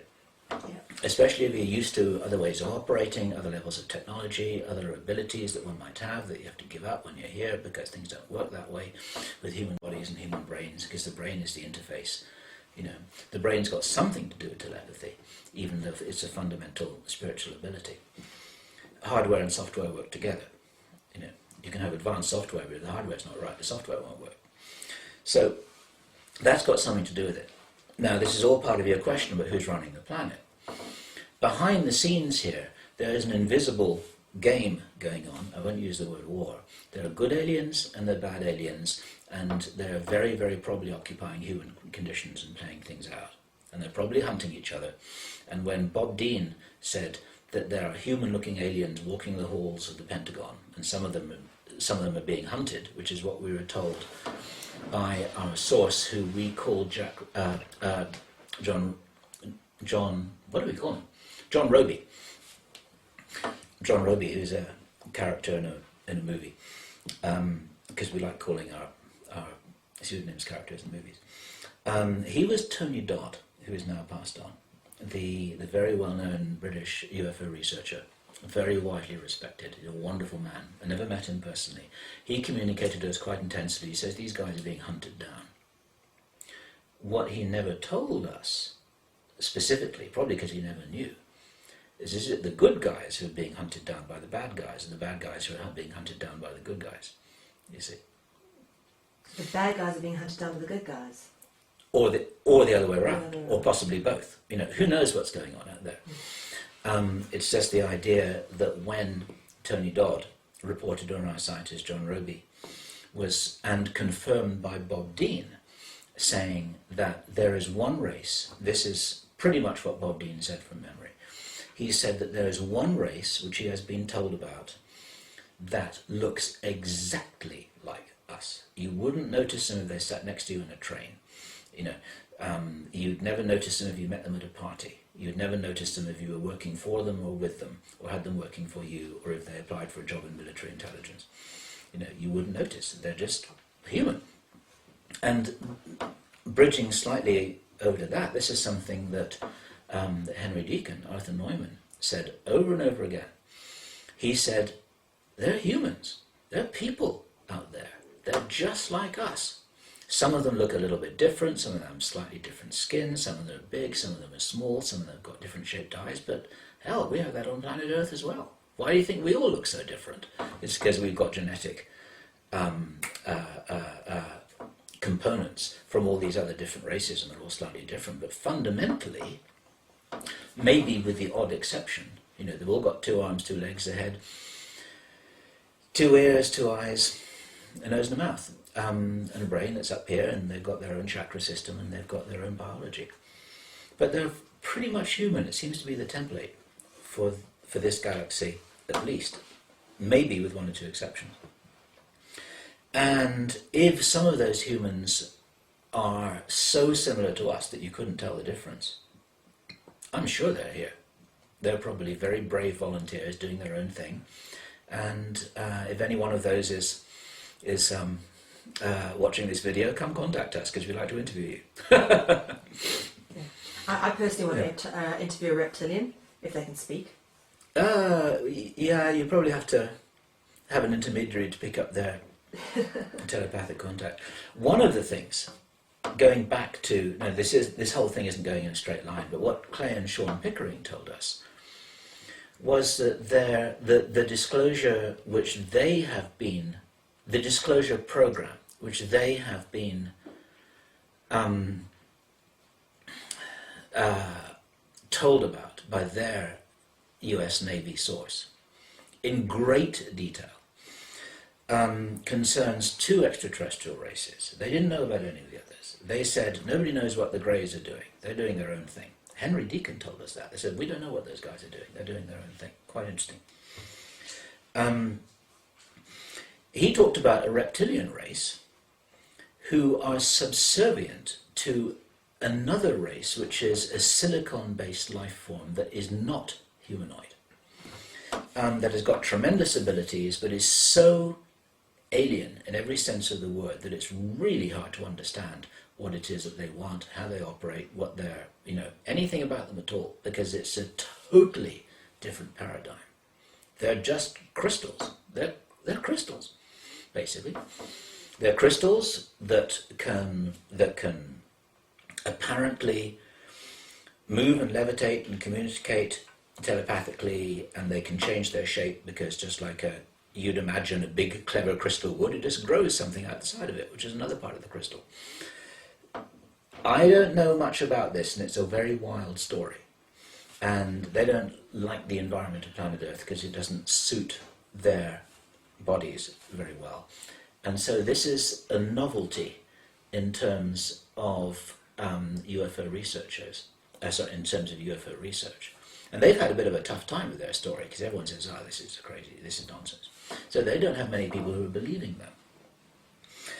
And but their source, their US Navy source, is part of a team of 6 who has been surgically modified, which apparently is quite a traumatic process.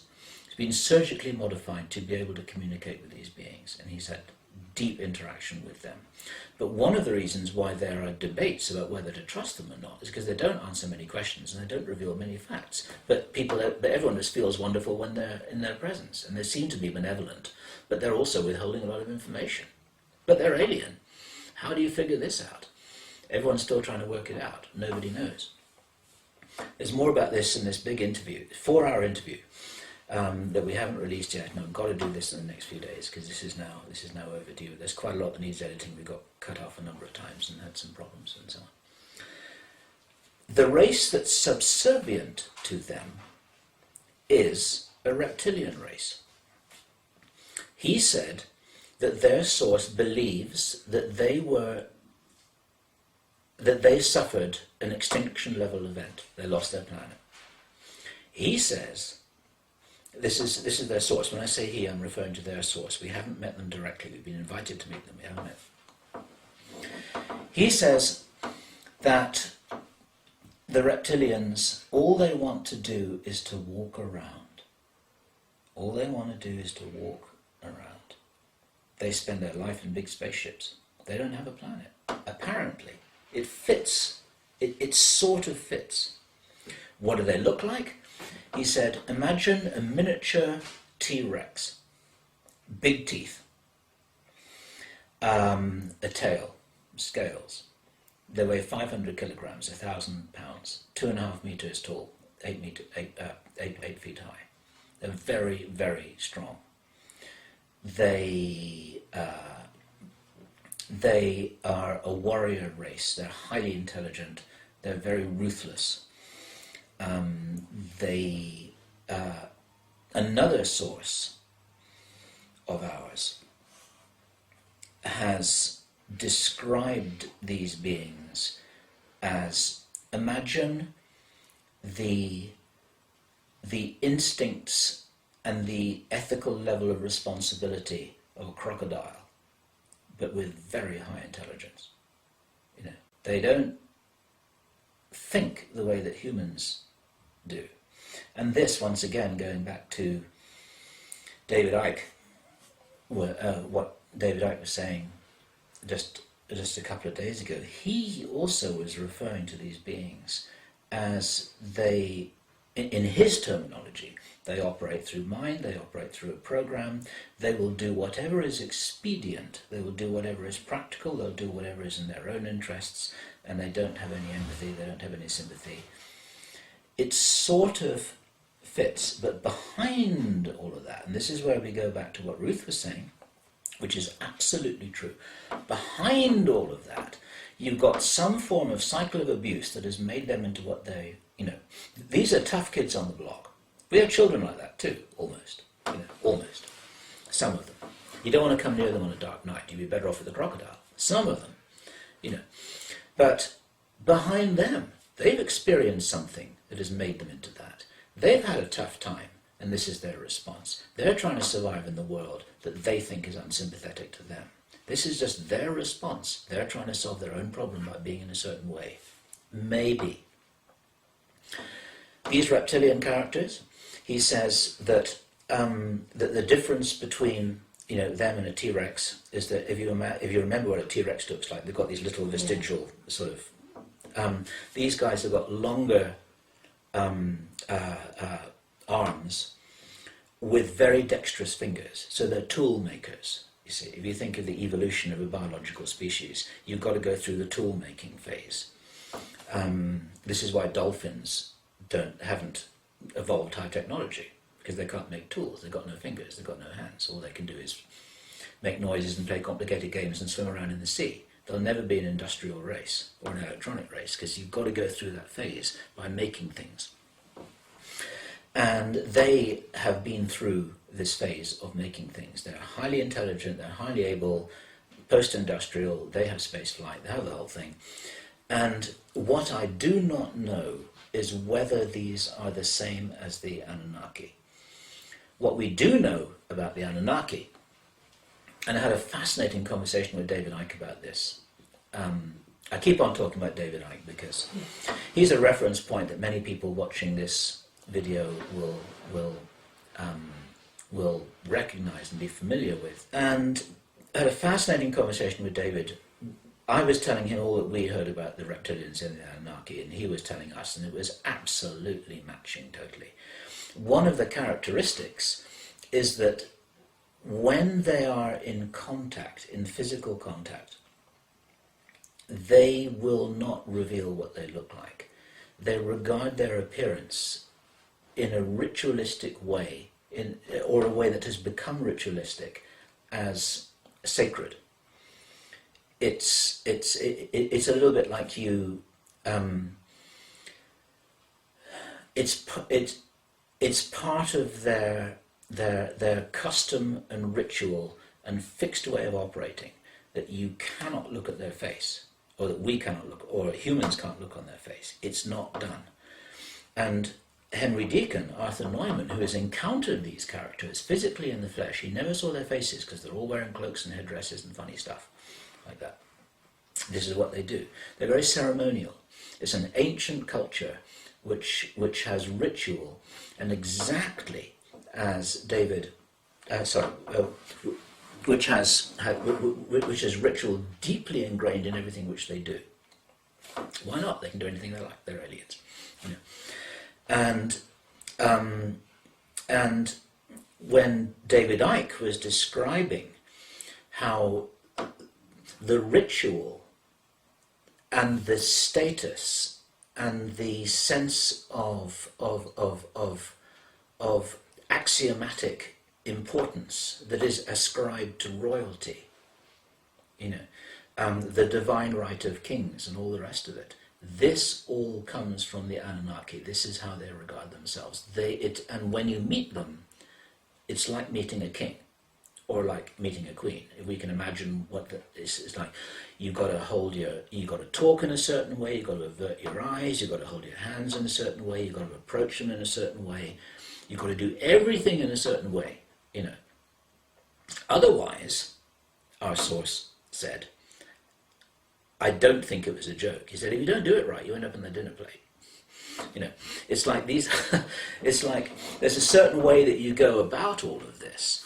You've got to defer to them. You've got to, you know. But what's really, really interesting is that if this is the same group as Clay and Sean Pickering are talking about, and they describe these guys in great detail, you know, you can see them when they're describing them. You know, they're describing them vividly. They are subservient to this silicon-based life form, and the hypothesis is that the silicon-based life form rescued them when they destroyed their planet. So somehow they're operating symbiotically. Everything that I've said here raises a huge number of questions, and I don't have the answers to them. I don't know whether these reptilians are shapeshifters. The silicon-based race, apparently they can shapeshift, but they don't shapeshift physically. They affect the perception in the brains or the minds of the people watching. So when this source, the first time that he came across one of these things, he was with a group of people, as I remember rightly, if I remember this correctly, he was with a group of people in a room, and he was announced that he was going to have an important meeting, and he went in there with these people in this room, and he was briefed by a senior military officer for 5 minutes, until the military officer then became this big crystal. Because it wasn't a military officer at all. They thought that they were, you know, they perceived a military officer. And what was really interesting is that all of those people in that group saw something slightly different, because this was a mental perception. They saw something, and then they were completely confused by this. They all went off into another room and compared, well, this is what I saw. What did you see? Well, he was wearing brown shoes. No, he wasn't. He was wearing black shoes. You know, he was 2 meters tall. No, he wasn't. He was quite short. You know, but they saw a person, and the rest of it was something to do with what they were sort of expecting. It was an individual response to something that they were being evoked to see, or evoked to sense and hear. But they can only maintain it for about 5 minutes. Then they collapse into their real state, which is a physical state. The question immediately to their source was, well, is this some kind of a hologram or an illusion, or no, it's absolutely physical. They're a rock. They're a rock in a suit. You know, it's a really weird thing. He said, they're a rock. You know, you couldn't. So there's a big crystal thing. It's straight out of some bad science fiction movie. It's not what you expect, you know. But they have the capacity to influence how they're perceived for short periods of time. Fascinating stuff, absolutely fascinating. And the reptilians, if it's the same group of reptilians, are subservient to them. The silicon-based group don't seem to hang around on planet Earth. They're out there somewhere, and nobody knows where they're from. This is another problem. They're not answering the question where they're from. I need to listen to the interview again, but I think the response is something like, you wouldn't understand, which isn't very helpful. You know, it may be true, but it's still not helpful. And there may be different branches of the reptilians, but the reptilians are a theme. They are a theme. They're coming up over and over again. There are people who've encountered them. There are people who've been contacted by them. There are people who've had experiences like Barbara Lamb had. There are the shape-shifting experiences. In our most recent interview with Jordan Maxwell, bless him, he came out saying, David Icke should not be persecuted for what people perceive as being his crazy ideas. He is absolutely right in what he says. I've had the same reports. They're separate reports. And then he told this incredible story about this girl who had been left alone in the house in an American military base. Who she was, I mean, this is straight out of Hitchcock or something worse. You know, he's looking in the mirror, and behind him there's this reptilian being who steps out of the cupboard and starts gliding across the carpet towards her. You know, this is a 12-year-old, I think it is a young daughter of an American military officer, with guards around the house because this guy knew that there was some kind of a threat but didn't know what the threat was. And this thing came from a cupboard, you know. Left big scratch marks on the door, straight out of a bad movie, you know, and then disappeared. And this girl was completely freaked out. And David got this story from the girl, who is now a woman, telling us this happened on an American military base. These things happen all the time. They can't control it. Just stepping into a dimensional portal, they can control where they appear. This is why they appear in cupboards and funny places like this. Otherwise, they pop in the middle of a cocktail party. That doesn't work. So, you know, or in the middle of the street, or in the middle of a shopping mall. You know, no, they always appear in cupboards and things, or little corners, or basements, or you know, they can control where they appear when they do appear. And the rest of the time, they're here manipulating one of the chess pieces on this chessboard, which is a prominent figure whose role it is to influence other people. So it's a perfect strategy. This is why some of them are politicians. This is why some of them are industrialists. They're probably in the media, and they're probably in UFO research. You know, if I was a reptilian with an agenda like that, that's exactly the pieces that I would occupy. It makes perfect sense, and it makes for a great movie. Yeah, doesn't it? Okay. So tell me, are they actually eating the children? Some people say so. In Bill Deagle's 2006 Granada Forum lecture, there's a part where he says, I could tell you what they do, but I'm not going to because I would fall apart, he says. Bill Deagle's a good man. He couldn't talk about what he knew. He couldn't talk about what he knew. He was in the middle of a presentation. Henry Deacon, Arthur Neumann, told us that in his place of work, in his classified place of work, we know where that is, he was, know where that was, he attended a briefing all about this subject. And he walked out of the briefing because he couldn't stomach it. And he told us he was amazed at two things. One of them, he was amazed at how everyone was just sitting there listening to this and taking notes. And he was also amazed that nobody stopped him from walking out. That's all he told us. What did they tell him? He was hinting heavily. He, like many people like many insiders who've got something important to say, he will talk indirectly about it.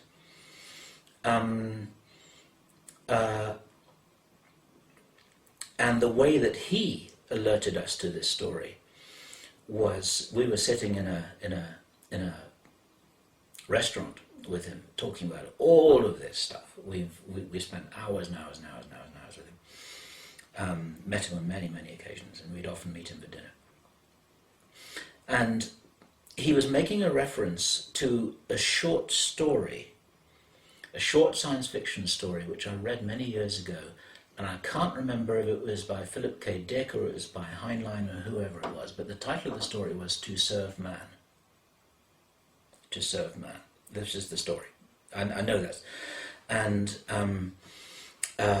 it was a little bit of a silly short story. And most science fiction short stories are about 12 pages long, and they're quite fun, and they've got a little punchline, and you've got maybe 20 of them in a book. And this story is called To Serve Man, and the theme was these aliens had appeared. And it had been discovered that in some document that somebody had seen of them, that there's this document that said to serve man, and people were saying, "Oh, this is great! They'll come here to serve us. You know, they'll come here to to help us to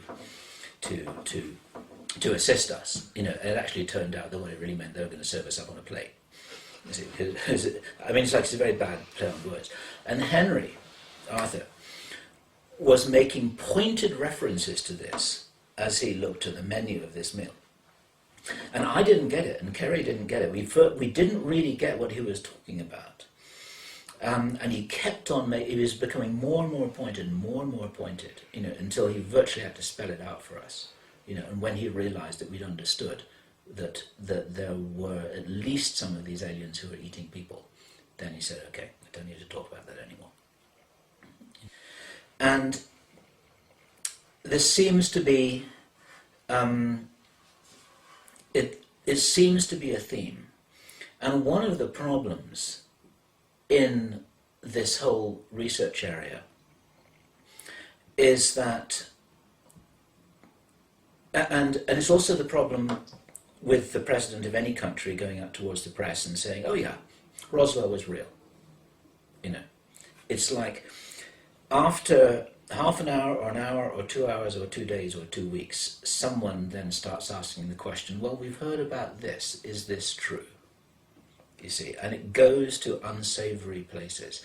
It goes to places that you don't want to go. Our research takes us to these places. Our research takes us to what the Illuminati are doing, to what's happening to the Vatican, to what the reptilians are doing, to extremely nasty places where I don't want to go to those places. It doesn't feel like fun anymore, really, when you're looking at all this stuff. You think, oh God, I don't want to, you know, deal with this stuff. It's not nice. But if one is going to be a really, really honest researcher, you've got to follow the data trail. And this is what David Icke does. This is what Bill Deagle does. It's not what everybody does. Some people say, I'm not going to go there. I'm only going to talk about, you know, nice aliens. Or I'm only going to talk about earth changes. I'm not going to talk about aliens at all. Or I'm only going to talk about what the politicians are doing or what the economy is doing. But if you look at it from a high enough place, you see that all of these things are interconnected. Even the nasty stuff. And this is where, again, when you go back to David's opening statement and Ruth's opening statement, that if you hold that line, that we are infinitely capable, infinitely wonderful, infinitely beautiful spiritual beings, and all else is illusion, drama, and play, Maya, then you can handle it. Because it's like, okay, you know, it doesn't feel very nice, but it's just one of those things in a dream that just feels a bit, you know, and then you move on. It's the only really way to handle it. How you communicate about it to people who don't have that viewpoint, I don't know. Do you ever come across disinformationists when you're interviewing people who are trying to feed you deliberate disinformation, and how do you suss them out and how do you vet your witnesses? What a question.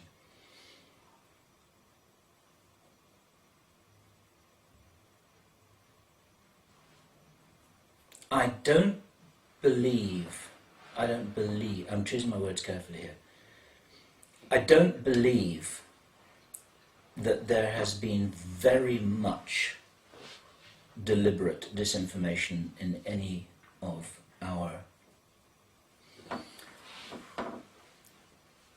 interviews.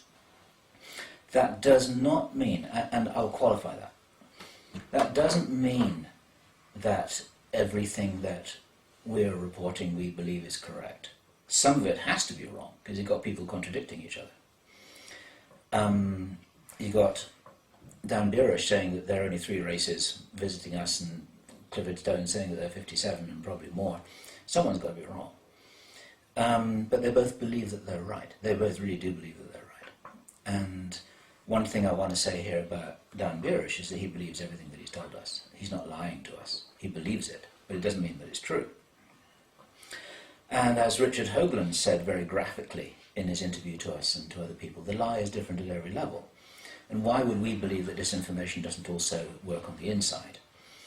One of the things that they do, and I learned this a long time ago, is that, let me think of an example.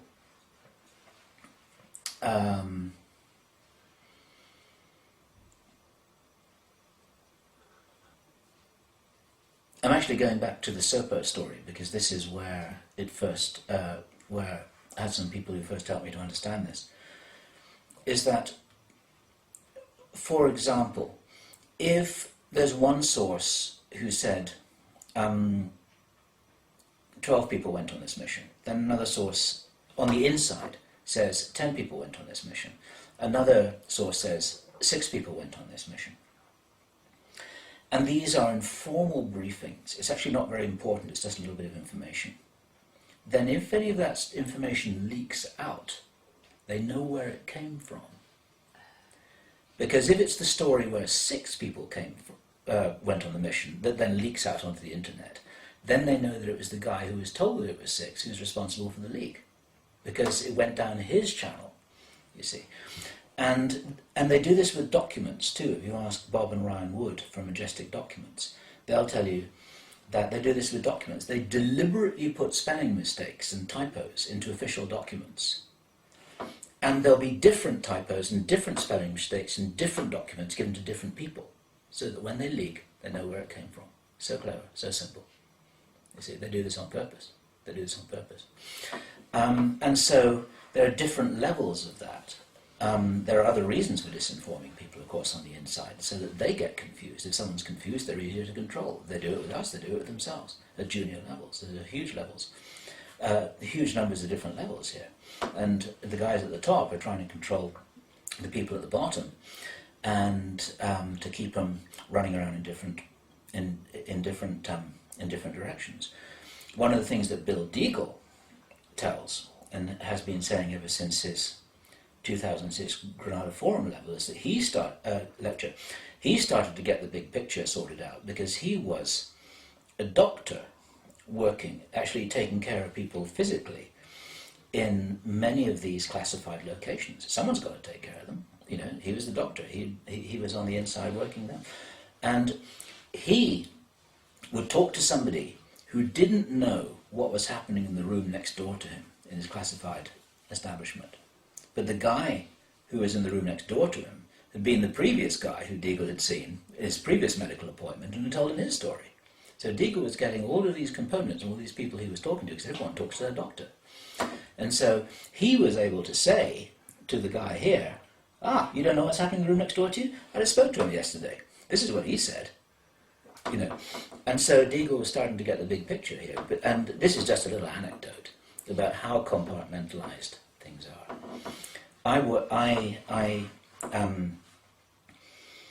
Long before Camelot, in the year 2000, this is a fascinating story which I never made public. Long before Camelot, I was on holiday in Thailand.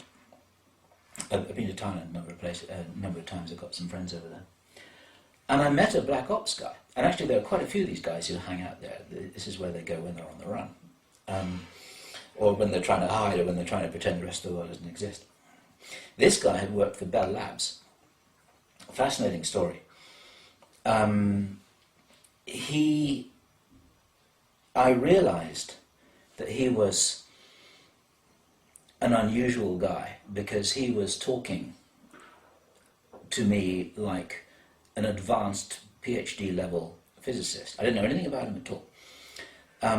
But I finally asked him, well, where did you go to college? What did you used to do? And then he said, come with me. And we walked along the beach.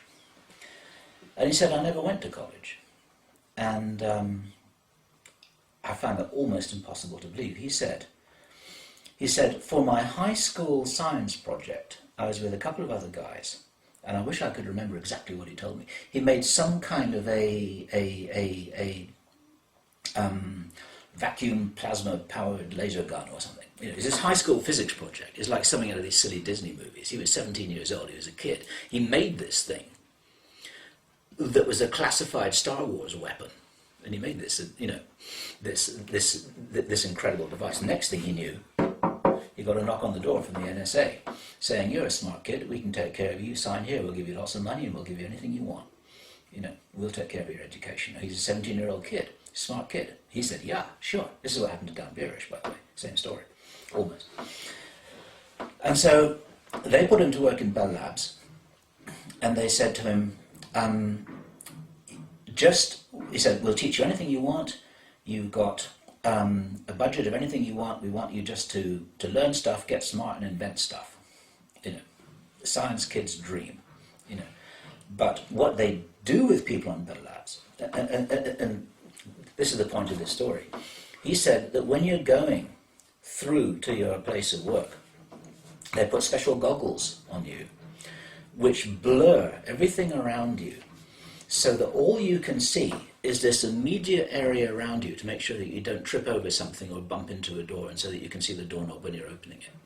You know, the rest of the stuff you can't see, it's a blur. So when you're walking through these other offices and laboratories, you can't see what's going on, you can't see what's written on the wall, you can't see who's there, you can't see what they're doing, but you can make it through to get to the door. And all of these guys have got these goggles on when they're moving until they get to their place, then they get the goggles off. And then it's like, right, you're in your place, you know. And just as Dan Burish described in S4, there are lines painted on the floor, which you can also see. So you go along these corridors like a tram. And if you wander off, then all the bells start ringing because you've got a gadget attached to your ankle. And the next thing you know, you're surrounded by security guards because you've gone off your tram lines, you know. And if you really go off the tram lines and keep on going off the tram lines, then they'll shoot you straight away because they know that something's badly wrong. That kind of stuff, you know. And he told us that this is the environment that we're in. And the reason why he quit, because he didn't want to work in a place like that. You know, you're under total intimidation all the time, even though he got to play with anti-gravity devices and everything else, you know. After a while, it was no fun. Very, very interesting story. I actually went back there to try and find him, and I couldn't locate him anymore. He'd gone off somewhere else. But he quit. He's one of these guys who quit, because a lot of these Black Ops guys quit. They really suffer. Here's another story I never told anybody. See, these things come to you. If you're doing a job, this information comes at you, and sometimes it comes really early and you don't know what to do with it. I was 18 years old, hitchhiking in northern Canada. It's in northern British Columbia. It's my first university vacation. I was hitchhiking. And I had a 200-mile ride with I was 18 years old. I had a 200-mile ride with a scientist who talked to me as an anonymous hitchhiker. I never knew his name, he never knew my name. He talked to me, poured his heart out for 200 miles because he was doing research about implanting chips in people's brains. This was in 1971. Sorry, 1972. 1972. Working for the Canadian military. He was a troubled man. He didn't know what to do. I can't remember much of that. I was a kid. I didn't know what was going on. I thought, wow, this guy's telling me about all this stuff. Is he crazy or what? And I listened very hard, and all I could remember after 200 miles was that he was telling me about the experiments he was being made to do to put chips into people's brains to control their behavior. You know. Many years later, it's like, oh, okay, now I remember, okay, now this fits with this, and this fits with this, this fits with this. But these guys are troubled, you see. They're really, really troubled. What Peterson said to us, Pete Peterson, bless him, he's a good man. They're all good men who we've spoken to. And this is all the context of your question here. Mm-hmm. Peterson said that he was talking to us because he didn't like the feeling of, this is an exact quote, he didn't like the feeling of having to take 3 baths a day to avoid the feeling of being covered in excrement. When someone gets a little further on in their lives, Peterson's over 70 now, he's a lovely man, and he's done stuff, they've all done stuff that they have to live with, you know. Jake Simpson, I'm sure this is okay to say this, he's a wonderful man too, he's a very good friend of ours. They do all this psychological profiling and they pass tests and they get to go on certain missions and so on and so forth. He said that there was a particular test that he failed, which then confined his military intelligence history at one point, and the test that he failed. And it was a psychological profiling test, it wasn't an actual test, it was a but they determined that he would be unable to kill a child. Oh my goodness. And therefore, there were certain missions that he didn't go on. You know, there's certain things that he wasn't. You see, I mean, I'm only telling that little anecdote. I mean, bless him, because he couldn't kill a child. You know, but it means that in this whole world that we're inhabiting, of espionage, military counter, and this whole thing, these people who often, they're good people and they go into these programs, they don't know, they're not told everything at the beginning, they don't know what they're being called upon to do. Henry Deacon, Arthur Neumann, told us. You see, there's stuff there that he hasn't told. There's stuff there that he can't talk about. He can't talk about because he can't bring himself to talk about it. And we don't know what it is because he's never told us. He said that in his... there are Mars veterans, just like there are Vietnam veterans. Not because there's a fight, but just because people, they do a tour of duty on Mars. They spend some time working on a project and they go to Mars and come back and go to Mars and come back and all of this kind of stuff. And then they get moved on to another project, maybe. It's my term, using a Mars veteran. He said that later on, after he did all this stuff with Mars, he was working with a guy in a small classified project within NOAA. NOAA is NOAA, the National Oceanic and Atmospherics Administration, like NASA, but it's NOAA. It's a public body, but they have classified projects too. That's when he told us that he knew about the second sun that was coming in. He encountered that in NOAA. They're just tracking it. I don't know if it's a big problem or not, but it's out there somewhere, he said. He didn't really know much about it. He said they talked about it sometimes. And there's this other guy who worked there, who by coincidence happened to be a Mars veteran. He'd also done his stuff on Mars. And he said, Henry said, Arthur said, these two men would go into their office, they would lock the door, and they would weep together. But he never told us why. He couldn't say. I don't know what. I don't know why. Kerry and I have been guessing for 2 years. We have no idea. We have no idea. But, and it might not matter, and, you know, and we never pressed Henry on that. There are places which you ask him questions and they bounce off. He changes the subject or doesn't want to respond. But anyone who's been in these programs, they have suffered. They're suffering people. Another story that Henry told us, he was involved in the 9/11 operation that morning. We publicised that, but it's just an interesting story to tell.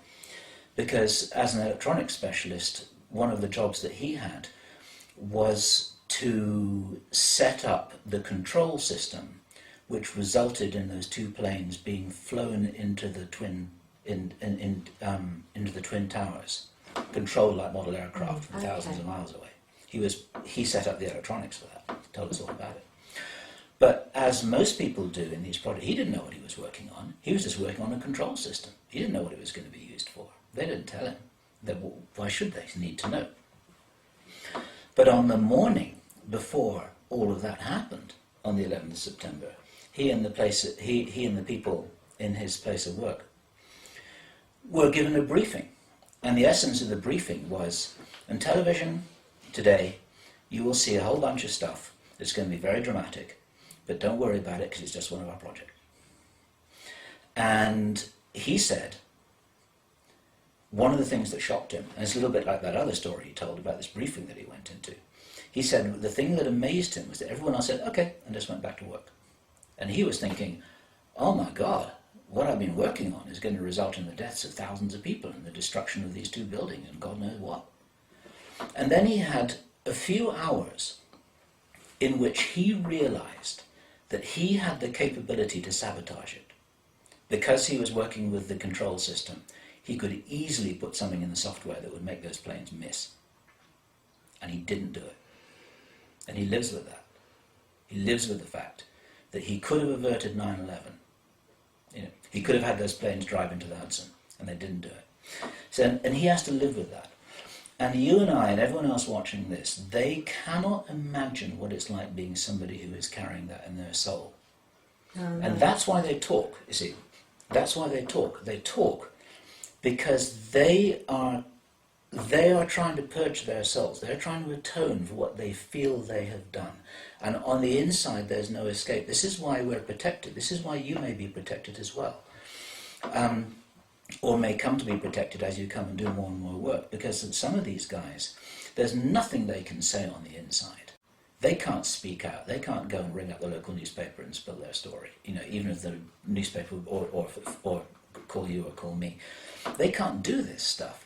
Because if they move, then that's the end of them, or the end of their children, or the end of something. It's not smart for them to do that. So what they do, very quietly, is they will do something very, very indirectly that supports you and me in continuing to do this story. They're rooting for us. You see, they're rooting for us. There are a lot of people there who are rooting for us. We know that. And we've been told that by a number of people, the white hats on the inside. They're doing everything they can do to help you and me and a lot of other people out there do our work. Now, then you get the whole chess game being played, because knowing that this is happening, then of course this disinformation will come trickling down. So, now, I use this just as an example because it comes to mind. After we met with Peterson for many, many hours, and he told us a whole bunch of unbelievable things, some of which went on the video. After that, we've had a number of phone conversations with him. And then in some of those phone conversations, and I won't go into any detail here at all. In some of those phone conversations, he said, "I've just heard this from one of my mates. I've just heard this from one of our friends on the inside." Now, we don't know whether to believe that or not. Not because he is necessarily providing us with any disinformation, but because then he becomes a problem to them. But at the same time, they're trying to, I mean, one has to think in a military way. You have to think like a spook. You have to think like you're on the other side of the chessboard trying to figure out what to do.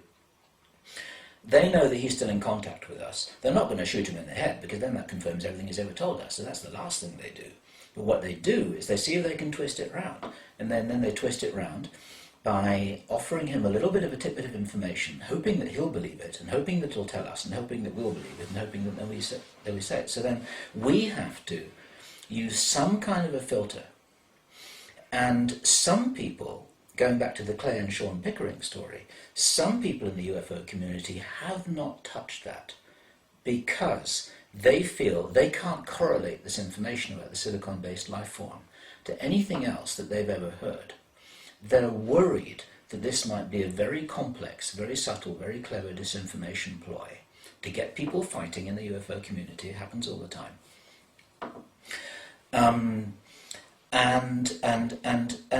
And they'll use credible people. They'll use people who believe the story, because a source who believes what he's saying is going to be much more valuable than somebody who's been ordered to lie. You see, somebody who believes what he's saying is going to be really credible. They're going to say, "Well, I really believe this information. I've got these documents, and I spoke to this person, you know, and I also heard this from another person, and this is what I really think is happening, and everything they say is true." And they're absolutely credible. They look you in the eye. You can feel that they're good people. You can feel they're being honest, and you still don't know whether the information is true. This is the problem, because we don't know the provenance.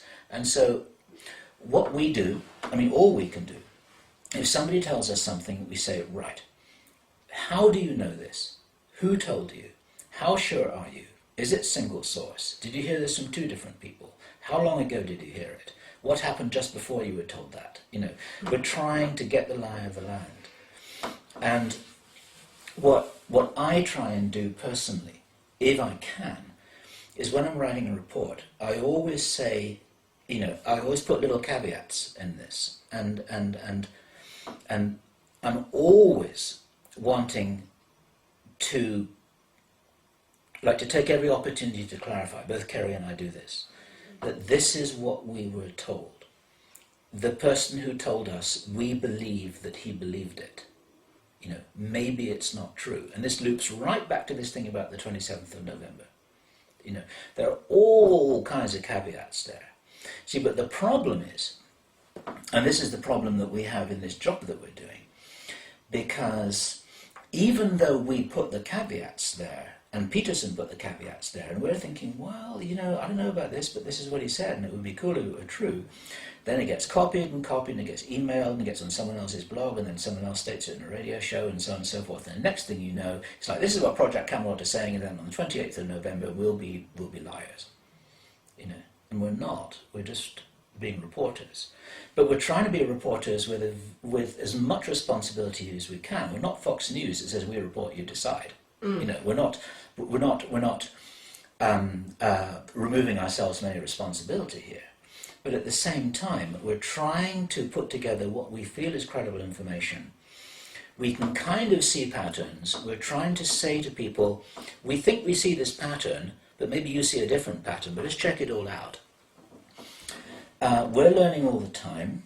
We know that some of our information is not correct, because it can't be, because we get people contradicting each other.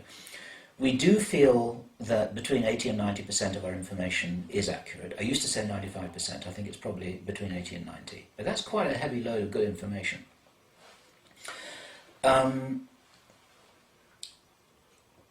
We're on the lookout for people who feed us crazy stuff. People send us crazy stuff by email all the time. But that's because it's easy for a kid to write a crazy story and say, hey, I'm a whistleblower. You know, there's some, I mean, it's like, sometimes you can kind of tell immediately. You know, when somebody says there's a PhD scientist and they can't even spell, you know, then it's like, okay, there's something wrong here. And at the same time, sometimes you pick up one of these little threads, and we do use our intuition for what it's worth. Kerry and I both use our intuition when we're both thinking there's something important here, there's something important here. Then we tend to follow it, and then we'll invest some of our time in checking it out. It's very important not to front load people when, meaning if somebody says, this is an invented story, this is an invented example. If somebody wrote to us and says, I was at the Mars base, anyone can say that. Then rather than saying, oh, this is what Henry Deacon told us, is this true? You see. Then the kid in the basement playing a joke says, yes, it is. You see. That's not a very good question to ask. You've got to ask open questions. You've got to say, what's it like? You mustn't front, you know, what did you see? You don't ask them any questions to confirm anything at all, because then all they're going to do is say yes, and so on and so forth. And sometimes we come across information that we just don't buy it at all. And there are some people in the research community that we just don't buy their information. There's something wrong with it. It doesn't fit. Now, we may be wrong in some of that information. We may have bought some information that doesn't fit. We get a lot of information about Dan Burish, for example. People say, he's a liar, he's crazy, you know, he's this, he's that. He's not a liar and he's not crazy. His information isn't all correct, I'm certain about that. But he's a good-hearted guy. He's heavily controlled. He's now been turned against us. And that's because we trod on someone's toes after the Zurich conference. And we don't know what we did to trod on those toes, but Dan Burish is now corralled by a bunch of people who regard us as some kind of an enemy. And we are not an enemy. We will continue to present his information with as much intellectual honesty as we can do. And it's just a little bit of it's a tough battlefield. You win friends, you lose friends, you become disconnected from people. But we do think that we know who's good-hearted and who's not good-hearted. We think we can kind of tell that probably as you can. And one of the things we were told, and this makes our life more difficult, but this is one of the things that also keeps us alive. We were told by a very friendly insider source, he said, listen, he said, don't try and prove anything. Never try and prove anything. And actually, at that time, it was just interesting because we weren't trying to prove anything anyway. We don't have any documents. We don't have an alien in the cupboard that we can wheel out in front of the camera saying, "Here, look at this." We don't have anything like that. We don't have, convincing photographs. We don't have affidavits from anybody. We don't have anything. All we have is stories.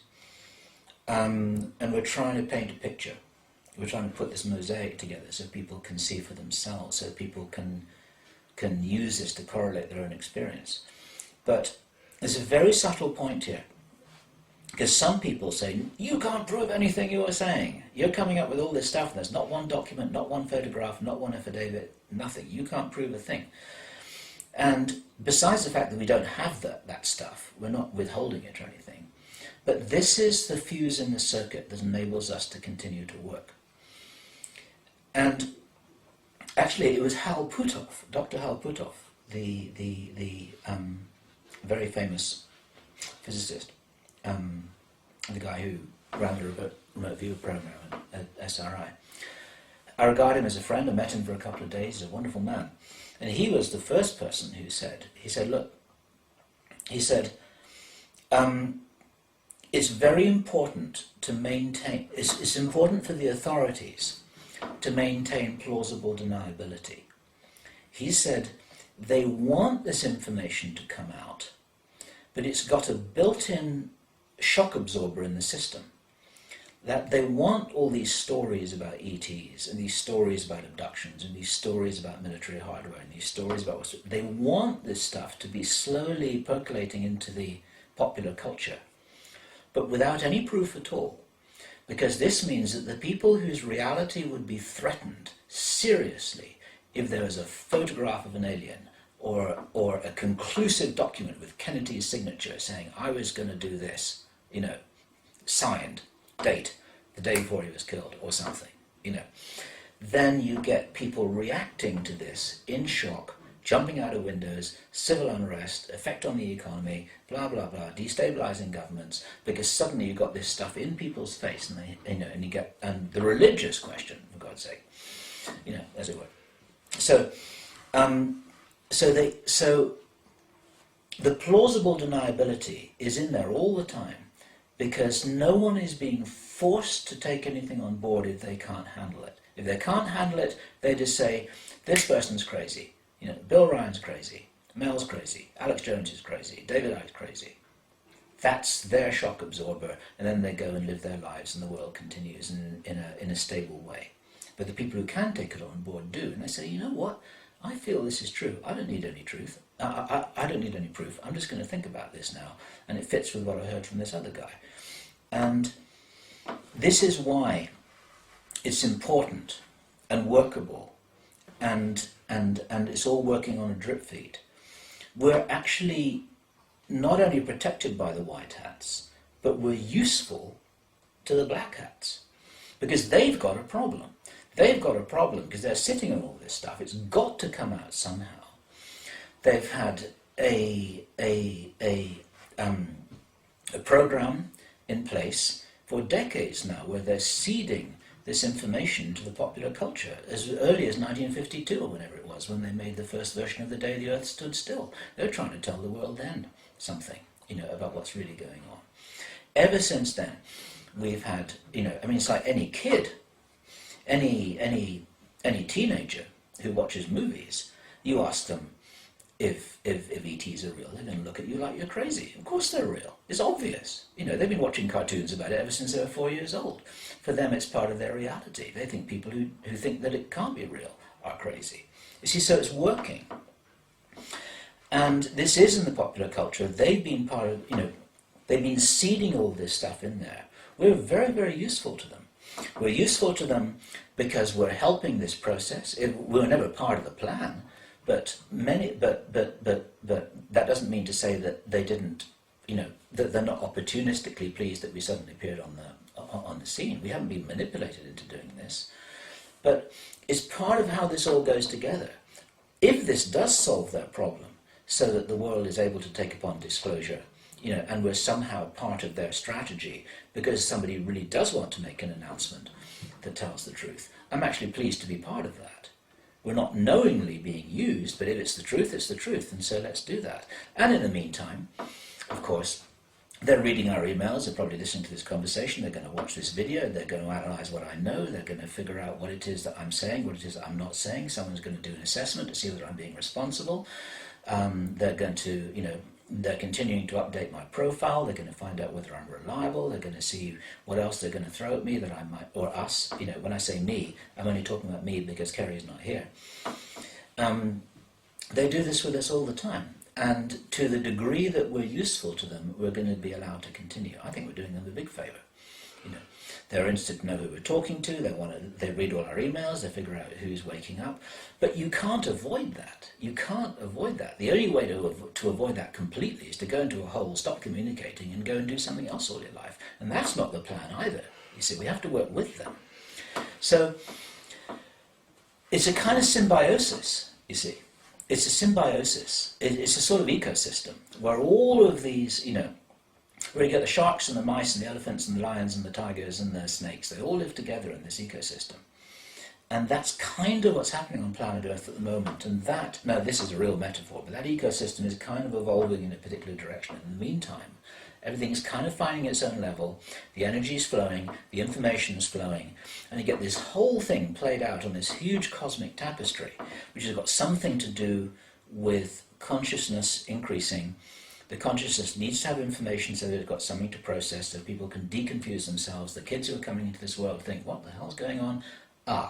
Now I know why I'm here. Now I know what the game is. Now I know where these chess pieces are. Now I know what to trust and what not to trust. And everyone's figuring this out, and that's all part of the learning, because that's all part of their responsibility, individual responsibility, to utilise this training course and to learn what they can learn.